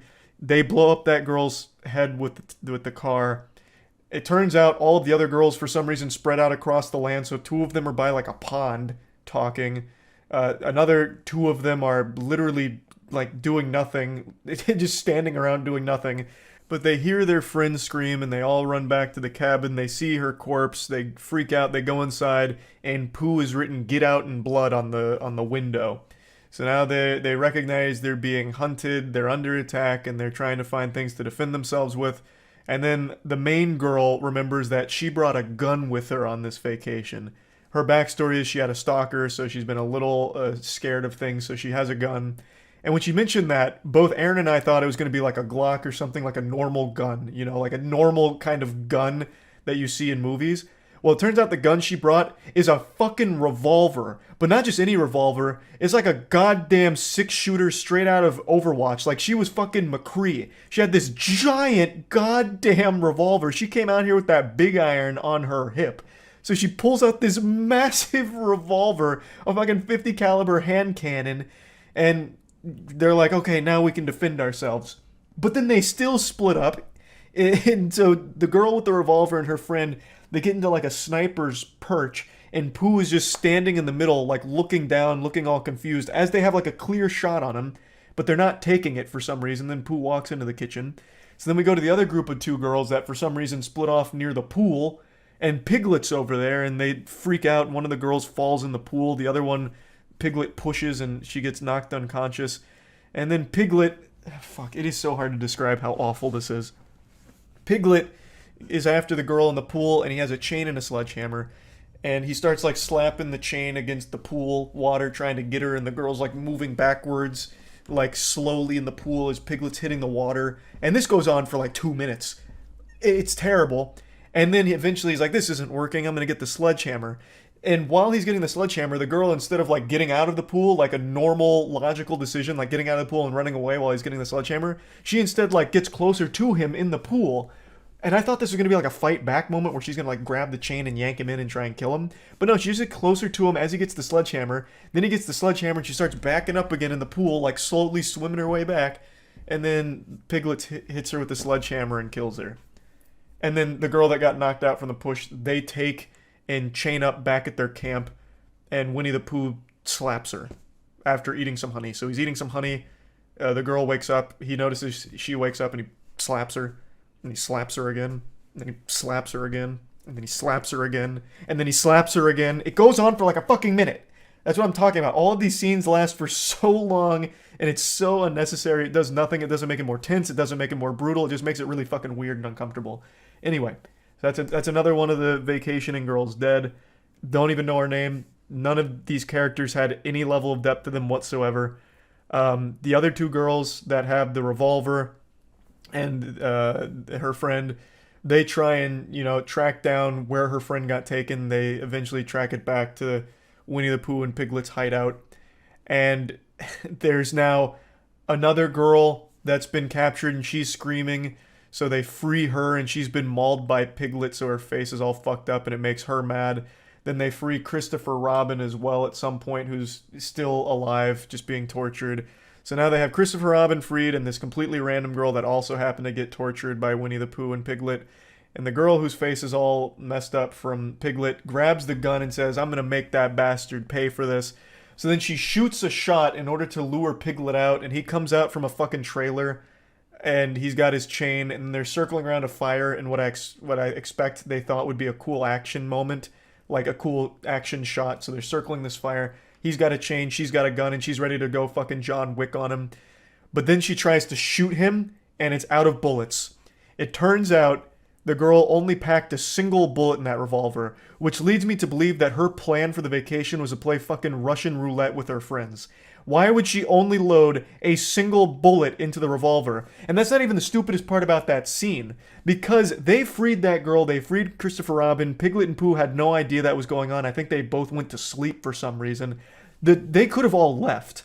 But when the girl took the revolver and said, I want to make Piglet pay, the other two girls, well, three because they had freed her friend, the other three girls just decided to watch. So they get in the closest proximity they can to this showdown, which happens to be a single keg, like an actual beer keg they hide behind, and they're watching it, like peeking over the side while this complete random woman has their gun and is about to shoot Piglet. They all just came over to watch. For no reason. They could have just left. They could have left and they would have survived. They would have been fine. But they decided to be spectators here. And it's like an episode of Scooby-Doo. Like they couldn't help it. They're just peeking over to watch it go down. So once it's clear that the girl's out of ammo, Winnie the Pooh comes up behind her, knocks her down, pours honey on her face, and Piglet eats her face off. And that's when Pooh notices that the three other girls happen to be behind that keg of beer watching. So then he's like coming at him like this. And two of the girls run away, but the other one hides and grabs a sledgehammer and ambushes Piglet. And she hits Piglet twice in order to get revenge for the friend that she killed. The other two girls are running through the forest, which is, I believe, miles away. Like, they ran miles, like, in a matter of seconds, and Pooh's following them like a goddamn robot. But after Piglet gets hit twice, he screams, and Pooh hears this miles away. And somehow Pooh instantly teleports back to the camp, and right after that girl delivers the killing blow on Piglet, Winnie the Pooh kills her by stabbing a machete through her throat and hanging her up on a post. Every character in this movie has super speed or like Dragon Ball Z level instant transmission because they're teleporting all over this place. They'll teleport from the cabin to the Pooh hideout to the woods, back to the cabin, all in a matter of actual seconds. It's fucking crazy. But anyway, now we're down to our last two survivors. Piglet's dead. Pooh's very upset about all of this. Sorry, just checking my notes, making sure I didn't miss anything. I'm skipping over some other shit. Like, it's so bafflingly fucking terrible. But anyway, the next important plot point is the two girls make it to a road, and there's a pickup truck of some goofy dudes in there. One of them comes out looking like the fucking crypt keeper, and they're like, what's wrong with you girls? You're not making any sense. What do you mean you're scared? Who are you scared of? And then Pooh's on the road, and they're like, you scared of this joker, this clown? All right, we'll get in the car. We'll take care of this. And they march up to him with baseball bats, beer bottles, and a crowbar. And they're like, hey, bub, what did you do to scare these girls? You're not a nice guy, are you? So then they start beating up Pooh Bear, and he's just tanking all of the shots. And then I wrote down how he kills them because it's so wild. So after it becomes clear that what they're doing is ineffective, Pooh slaps the entire side of someone's face off. Like, literally turns him into Harvey Dent, Two-Face, slaps the side of the guy's face off, which kills him, and then he karate chops another guy's arm off, and then curb stomps him. Then he karate slices another guy's throat open, killing him, and then the last guy, he summons a swarm of bees to kill. So Pooh Bear can control bees in this universe, I guess, and he uses that to kill that guy who runs away. Then the girls freak out, but they have a car now, and they try and get away in the car, but Pooh's latched onto the back, and then they brake real hard. Pooh flies off, but for some reason they broke so hard that their heads hit the dash and they pass out. So then one of the friends gets grabbed by Pooh, and then he rips her head off and then throws it on the windshield. And then our protagonist turns on the windshield wipers because the blood was gross, I guess, which is so stupid, so fucking dumb, because I guess she was still going to try and get away and couldn't see with their friend's head in the windshield. But she wasn't able to clean it off fast enough and start the car, so Pooh grabs her. And he's about to kill her, but then Christopher Robin comes speeding in another vehicle and hits Pooh, which stuns him, but it doesn't kill him. So then Pooh grabs that girl one more time, slits her throat in front of Christopher Robin, and then says the only line that Pooh and Piglet have, and he says, "You left us." And then, after, kills the girl, slits her throat, and then just starts stabbing her a million times as Christopher Robin cries and runs away. Roll credits. I just summed up the whole movie for you. That is the whole movie. I am convinced that they were padding for time with all of those very long, drawn-out sections of, nothing happening. I think that was in order to fill time, in order to make, the bare minimum for a feature-length film, because this movie is fucking short. Way shorter than I would have ever expected. It's over in, a single blink of the eye. and everything that happens is so half-baked and terrible. All of it looks terrible. None of what they even attempted to do lands in even the singlest, slightest capacity. I thought this would be self-aware goofiness. It's not self-aware. It is goofy, but for all the wrong reasons, which almost makes it better. Like I said, it is enjoyably bad. It is fun bad. It's no Moonfall, unfortunately, but I did enjoy my time watching it. It was something special. Like, oh bother! I tell you, this one was a super stinker. And I just had to come home and vent about it and talk about it because holy shit. It has a 5% on Rotten Tomatoes, which I actually agree with. It's very rare I agree with Rotten Tomatoes scores. That one's right on the money. 5% sounds about right. The audience score of 51%, though, I can't understand because it is enjoyably shit. Like, it is a fun, bad movie. It's something wild. That's about it. So, yeah. All of you know how much I love fun, bad movies. To date, Moonfall is still the most entertaining film I've ever seen because it is a beautiful disaster of a movie. $100 million budget and not a single thing about it is even close to being good. It's amazing for all the wrong reasons, and it is one of the most entertaining films ever constructed by our species. So I have a huge passion for fun, bad films, so I was very excited to see Meg 2 today because I watched the first Meg. It's nothing special, but it's enjoyable and it's very silly and it's, of course, a bit stinky. It's a movie about Jason Statham hunting down a megalodon shark, so of course it's going to be a bit goofy. And Meg 2 was rolling around and I expected it'd be a lot of the same. Some stinkiness, some silliness, put him in a pot and create a wonderful stew out of it and put a smile on Charles's face. And to a certain extent it did. But it's also legitimately one of the stupidest movies I've watched in quite some time, and in a lot of ways, it's dumber than Moonfall. And I don't say that lightly. To say something is stupider than Moonfall is a bold claim that you need empirical evidence to back up. That's a claim that's bordering on insanity to say out loud. But I mean it, and I'll prove it here when I break down Meg 2 for you. So, of course, there's going to be spoilers here. I'm just going to rip the Band-Aid off right now. I don't think you're really going to watch Meg 2 for the story. I don't think anyone's going to this film for the narrative. You know, no one's watching porn for the plot, and no one's watching Meg 2 for the character relationship and the overarching plot. A plot that is so fucking simple, I legitimately think Ed from Ed, Edd n Eddy made it after eating 5 slabs of buttered toast. It is baffling that this actually even made it into the film. It should have just been a montage of shark carnage and Jason Statham going, "What's up, chum?" and then kicking people into the shark. That's an actual line from the movie, by the way.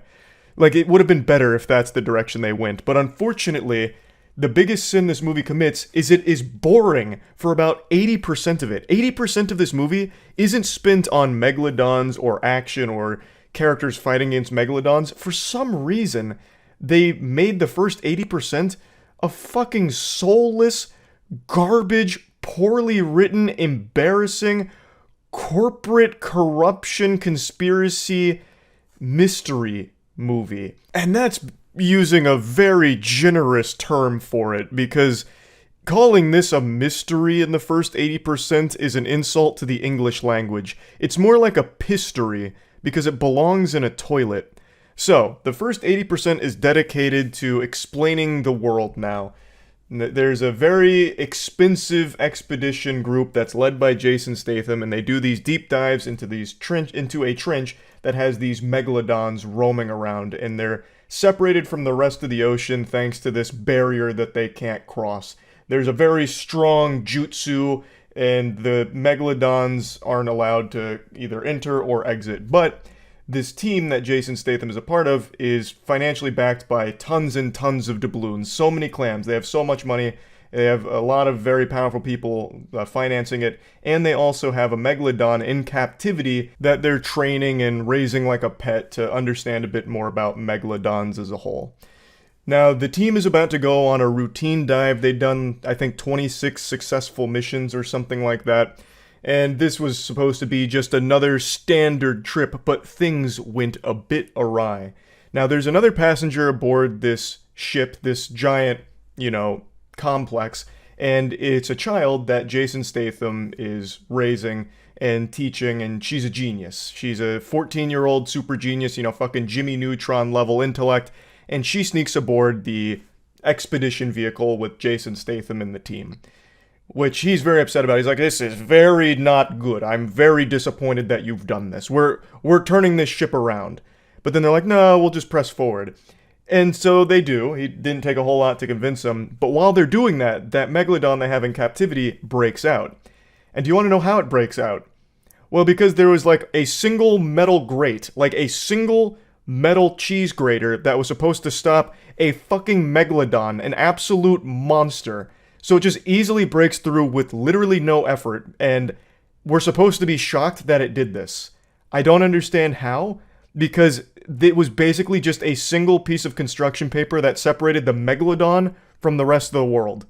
So that right there was already extremely lazy to me. They could have had some kind of cool plot, like showcasing the megalodon being really smart, like, the megalodon set a trap, it played dead, it went belly up. So when they went in there to check on the megalodon's heartbeat, it fucking mauled them all and then escaped. Maybe it grew wings and flew away. I don't know. Just anything besides it went through a basically open tunnel that we didn't think about.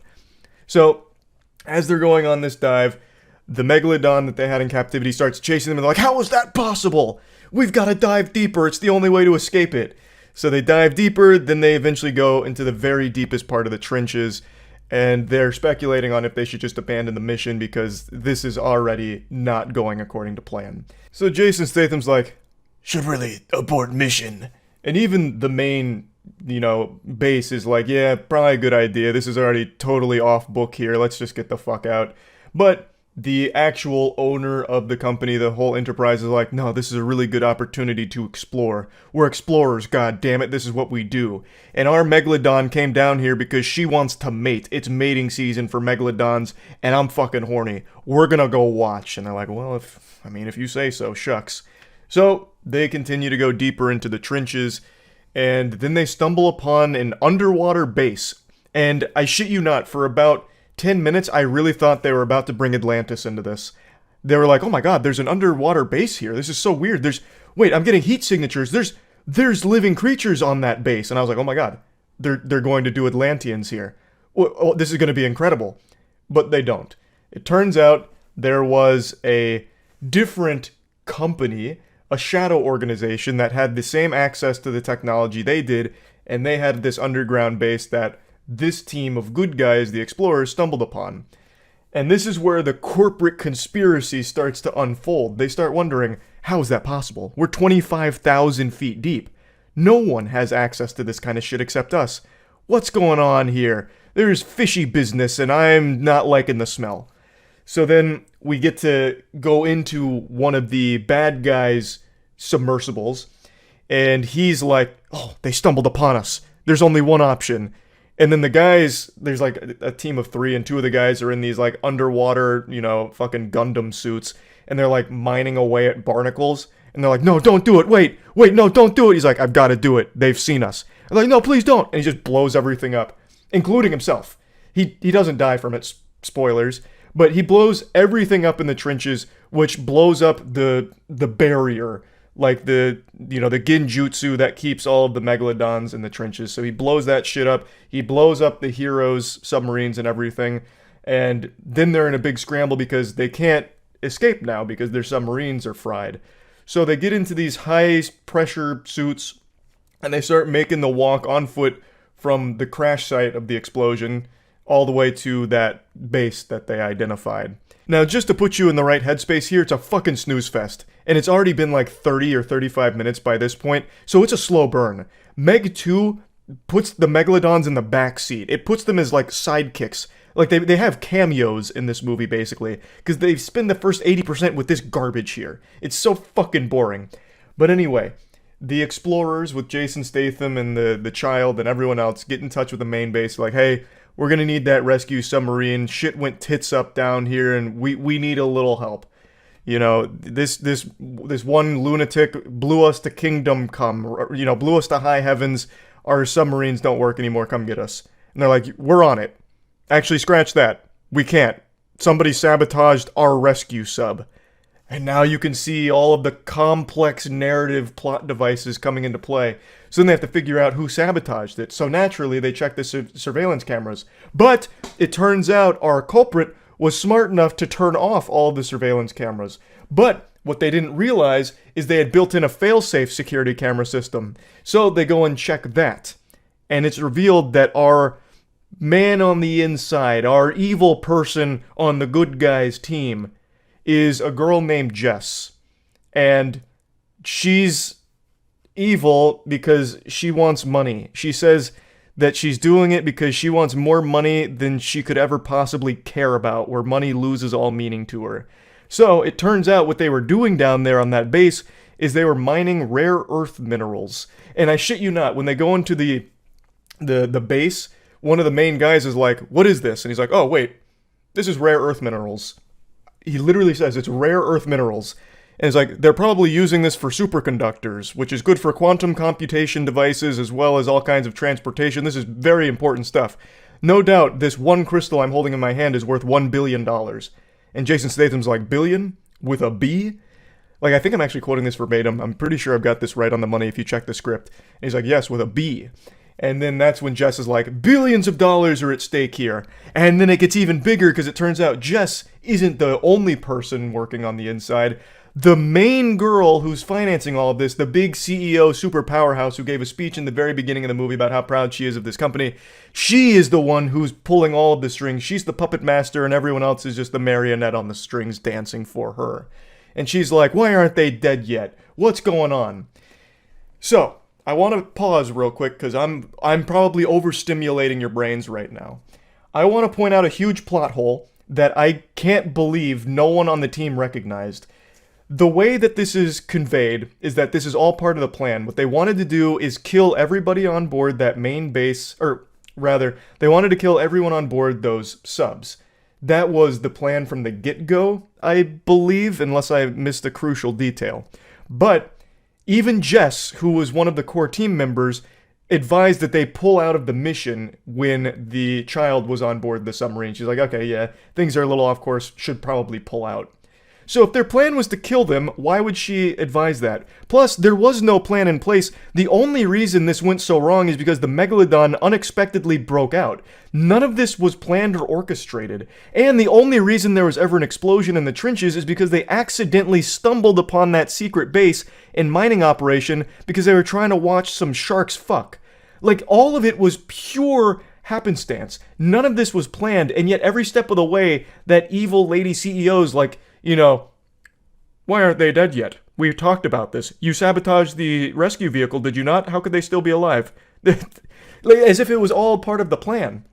Even though there was clearly no fucking plan. The whole plot falls apart, like, if you think about it for more than 3 seconds. And another thing, why the fuck would the owner of the company that has the access to the technology, is actively doing dives and everything, why would they even bother having a separate shady organization that's doing the same thing but then collecting rare earth minerals? Like, they're making billions of dollars off the rare earth minerals, but they could also still be doing that with the explorer team. They could just say like, hey, we're also going to send a mining team down with you. Like, I don't think anyone would care. This is a completely separate from the rest of the world region where they're just mining rare earth minerals no one else has ever seen or had access to before. The explorer team would actually probably be pretty excited about that because it's more information and more knowledge for them. Like, they get to take in these things and learn about them. So I don't even understand the nefarious need to have, like, an evil group alongside your normal group. You could have just merged them together without any of the evilness. You could have just been like, alright, and now bring me back some fucking barnacles. They're super barnacles. Those are turbocharged magic barnacles. So let's just get a few of those and we can sell them and continue to finance these expeditions. And I don't think anyone would bat an eye. Like, I don't understand what the conflict even was to even have them as a group in this movie in the first place. There's a single throwaway line that I think is what they tried to get across, and it's from Jason Statham. He said that you're doing this for money. So I guess that's what made it inherently bad and needed to be split away from the expedition group, even though all of their expeditions are also for money. Like, they were also a profit-driven organization too. So it was like a really weird dynamic there. And then there was one line from the evil CEO who said, we can destroy the planet from underneath the trench and no one would ever know. We'll destroy all of it and sell it all for billions of dollars, is basically what her monologue said. And it's like, okay, but also, we never had access to that before, so you're right, no one would know, and you're not really destroying the planet. They were literally chipping away some of the, like, crystals on the side of things. It wasn't like deforestation underwater. It was like actually a very small-scale operation with only like a handful of crystals. Like, it wasn't that big of a deal, really. So they did a horrible job of showcasing why the bad guys are doing what they're doing in the first place. So now let's get back to the plot. So they're walking from their destroyed submarines and their high-pressure Power Ranger suits to go to their base that they found and then take escape pods to get to the surface. And along the way, things get messy. There's like some deep-sea creatures with some sharp teeth that start biting them. So our people start shooting back with their spear guns. One guy gets abducted by a giant squid and he dies. You don't see it. It's all off screen.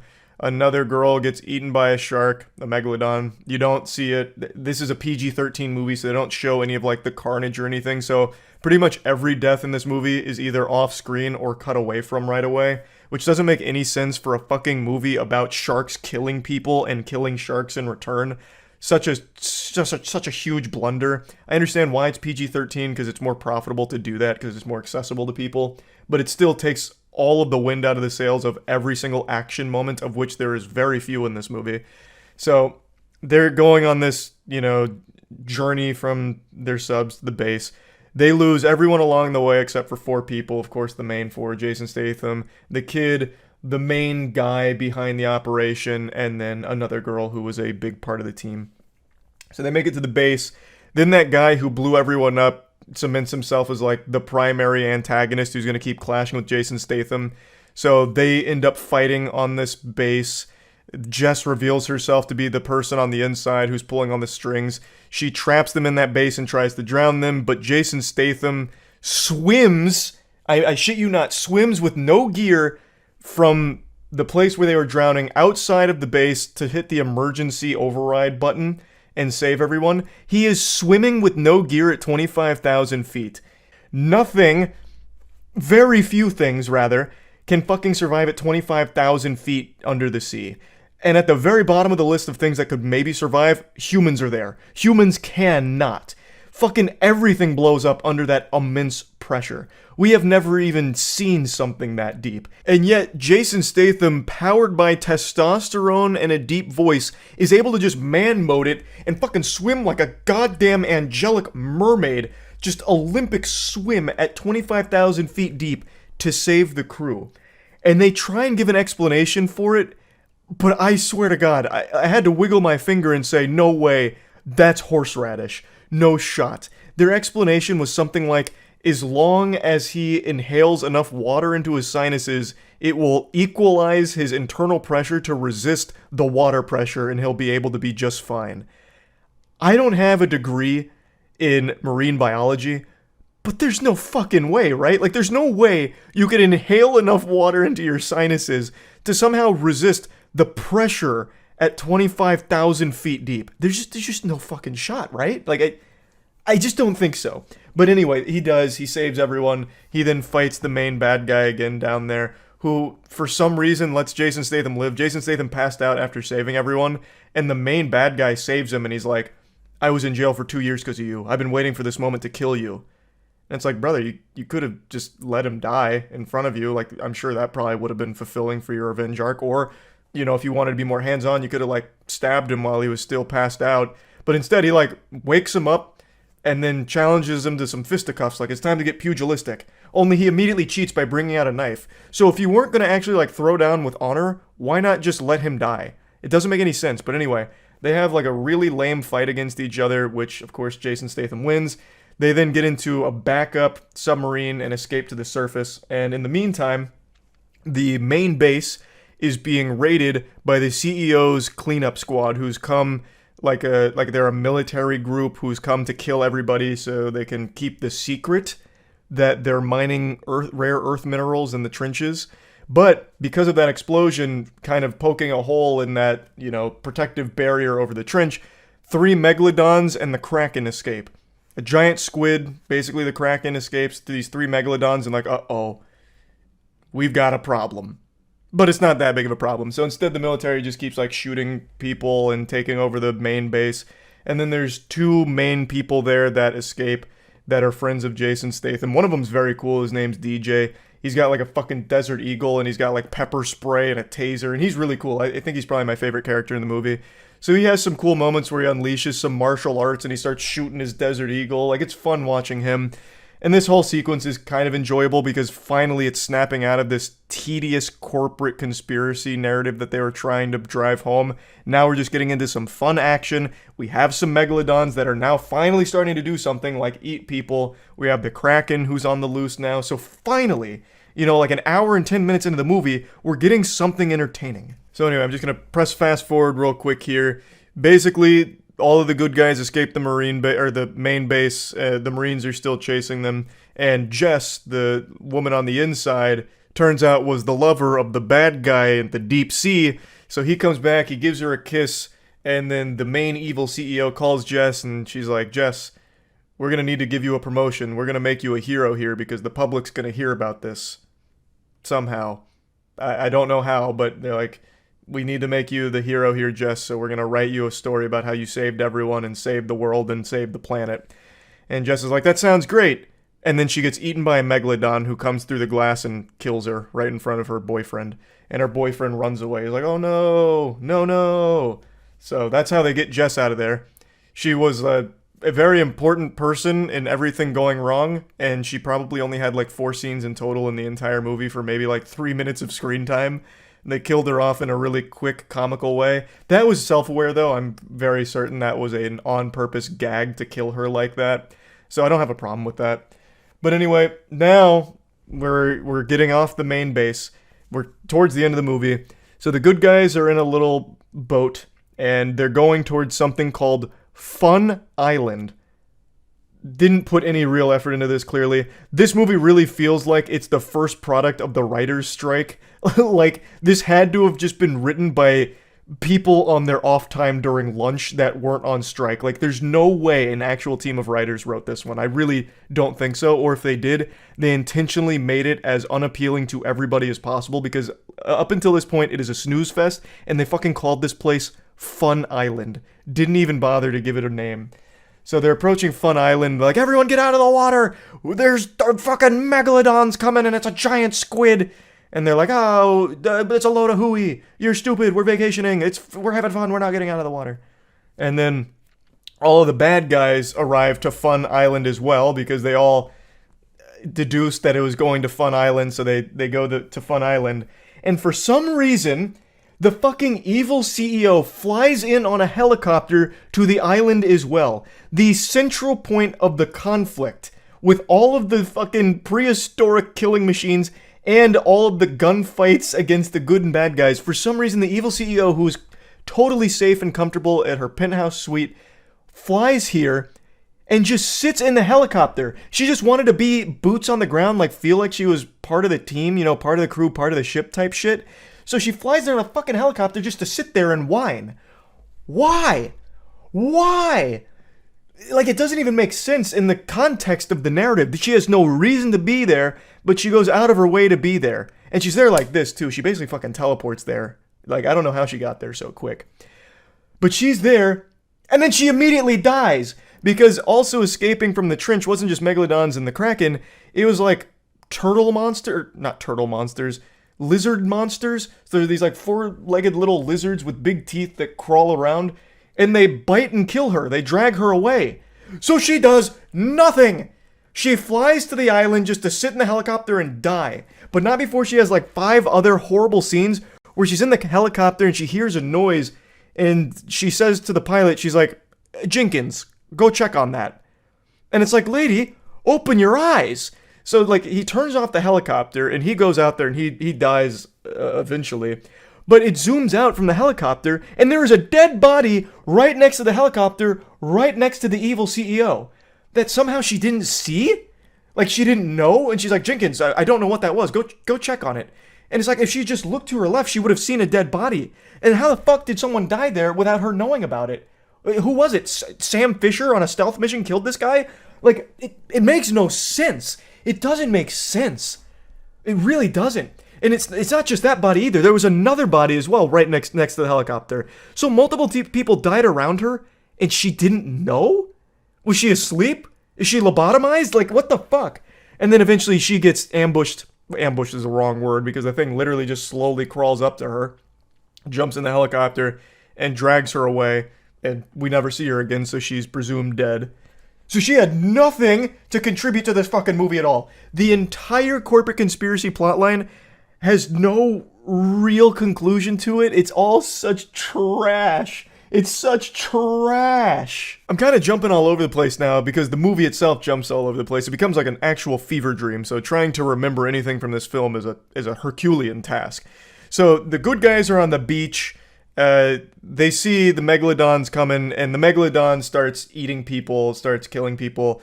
The giant squid brings down an entire ship and starts, strangling people and killing them, drowning them, eating them. And I shit you not, two of the good guys go off on their own side quest, like into the jungle, because there's like a jungle on the beach there. So they go off into the jungle, and Jason Statham and another good guy and the child are still on the beach coming up with a plan. And for some fucking reason, Jason Statham tells the child to go to the lifeguard tower, which overlooks the water. You know, the place with the 3 megalodons and the giant squid that we're trying to escape from? He tells her to basically go into the fucking water. I'm surprised he didn't tell her to get on the surfboard and, like, start shredding some waves to have a little fun to take her mind off the stress. Like, what is that plan? Like, just tell her to go into the jungle. Like, the only thing that I can maybe try and rationalize here is I'm giving such a charitable fucking goodie bag to the team here, is that maybe Jason Statham thought it'd be more dangerous for her in the jungle because there were some gunshots from the bad guys fighting the lizard monsters. But even still, it's significantly lower odds of getting shot out in that jungle, which is a huge jungle, than it is putting her over the water with the megalodons and shit. But anyway, he basically just sends her to her death, like, as a prank. She doesn't die, spoiler. But he sends her to the most dangerous place possible. Meanwhile, he himself made little spears with bombs on them, which is something that we've seen him do before. And his plan is he's going to start throwing the spears with bombs on them at the megalodons, and he's going to save the day and be the big fucking hero. So the side quest that two of the people go on is to find the helicopter. They find the helicopter, no problem, lickety-split. And then they say it's out of fuel. How could it possibly be out of fuel? They just landed that bitch. It has been fucking planted on the ground and nothing else. How is it out of fuel? Did it just barely make the trip here? Did the lizard monsters, like, siphon the gas out of it because they're addicted to the gas? Like, how is it out of fuel? So then there's an intense moment where they're, like, scrambling to get the fuel hose, which is right next to the helicopter, conveniently. And they're like, all right, fill it up. And then the lizard monsters are, like, charging them. It's like, no, our precious nectar. We need the fuel. It tastes so good. So the lizard monsters are crawling after him. He starts spraying them with the gas, and they're like, ooh. So he's, like, holding them off with that, and then he fills the chopper in between, sprays them, and he's filling the chopper. And then they get on the chopper, and then one of the guys throws a match and blows up the lizards, and they fly the chopper away for literally 3 seconds before he immediately crashes. So, chopper crashes. One guy jumps out, one guy stays in, and you think he's dead, but he's not, because the helicopter, like, basically fucking explodes. The helicopter literally, like, fucking explodes. So you're like, oh, man, that guy died. Rest in peace, man. Godspeed. What a fucking patriot. But no, he's not dead. Like, somehow he survived it. So he's just, like, hanging out in there. So the guy who jumps off is like, I need to save him now. So he, like, swims over there. And he saves him, no problem. But anyway, I'll just finish up. I've been going on for so fucking long here. This is like an actual moonfall incident here, trying to explain this absolutely disgusting, degenerate plot. So Jason Statham is throwing spears at the sharks, and this is when the movie is finally good. Watching the sharks actually kill people, well, as much as they show, which isn't much of anything, is enjoyable. It's fun. You know, shove popcorn in your face, turn your brain off, and just enjoy the silliness of it. It's fun. Jason Statham fighting the Megalodons is fucking great. Him throwing these homemade spears with bombs on them is really cool. Blows the brains off of one of them after riding a gnarly-ass wave. So a Megalodon jumps up, it misses him, slams down, creates a huge splash, which creates a huge wave, which Jason Statham, fucking Tony Hawk, ramps off of, throws a spear down beneath him, blows the brain off of one of the Megalodons, bang, checkmate. Then Jason Statham crashes his jet ski. Oh, I forgot to mention he's on a jet ski, by the way. Actually, that's a very important part. I don't know what you were picturing without me saying jet ski, but yeah, he's on a jet ski. He's not, like, running on the water, you know. He's on a vehicle. But he crashes, and then he's on the dock, and then the bad guy's there as well. And the bad guy's got a light machine gun, and he's, like, shooting at him, and Jason Statham gets the edge. He stabs him in the leg. He takes his gun, and this is where we get our really cool one-liner moment. The bad guy's like, "You've got your gun. You gonna shoot me?" And he's like, "Don't need it." So Jason Statham drops the gun, which is so fucking dumb, by the way, because these are just sharks. You can shoot them, and it will hurt them. That gun would be invaluable as a resource to have. Having that gun would be so fucking helpful to protecting that child you care so much about, and everyone else on the beach that you seem to care a lot about, but for some reason it's like, yep, don't need it. I also forgot to mention that the child who went to the lifeguard tower for some reason decides that she wanted to try and save one person in particular, so she gets on a surfboard and swims out to her because she was drowning, and then she, like, leads her to the shore. So that was, like, a tense moment, because, like, oh, was the Megalodon gonna kill the kid? No, didn't happen, but just wanted to point that out. So he drops the gun, the bad guy's like, "I knew you were too soft to shoot me," and it turns out this sneaky bad guy had another gun in his belt pocket, or holster. So he rips it out, and as he's going for it, Jason Statham kicks him into the mouth of a Megalodon who's going by, who eats him. And Jason Statham's one-liner is, "See you later, chum." So that was awesome. Yeah, and then I'll just go ahead and wrap up the synopsis here. Jason Statham starts banging a helicopter blade against the surface of the water to get the attention of the Megalodon, to get him away from his friends. The Megalodon charges him. The Megalodon jumps up, about to eat Jason Statham, but Jason Statham drops back, points the helicopter blade straight up, and impales the Megalodon, killing it. Now, astute observers will have, well, not observers, astute listeners will have heard me mention that there were 3 Megalodons and a giant squid. So what happened to the other Megalodon and the giant squid? Well, that third Megalodon ate the giant squid, mauled it, because it wanted to. So that's how the giant squid dies. And then the third Megalodon is actually the one that escaped from captivity that they were trying to train. So the main trainer had his, like, clicking tool, and he gave it clicks to try and let the Megalodon know, "Hey, it's me, we're buddies, we're pals." And the Megalodon's like, "Ooh, geez, pardon me, you're right. I didn't recognize you, out here in the water like this. I'll be on my way now." So after a couple clicks, the Megalodon just swims past them and then leaves. That's where the movie ends. So, yeah, that was Meg 2. It was a fun, bad movie at the end, but everything before it was insufferably boring bad. So I didn't love it, basically. But yeah, probably the stupidest movie I've seen in a while. Definitely up there. But I do like the last, 20 or 30 or so minutes, because finally it's what the movie should be. Fucking silly action with sharks and a giant squid. It's fun. So, yep, that's about it. See ya.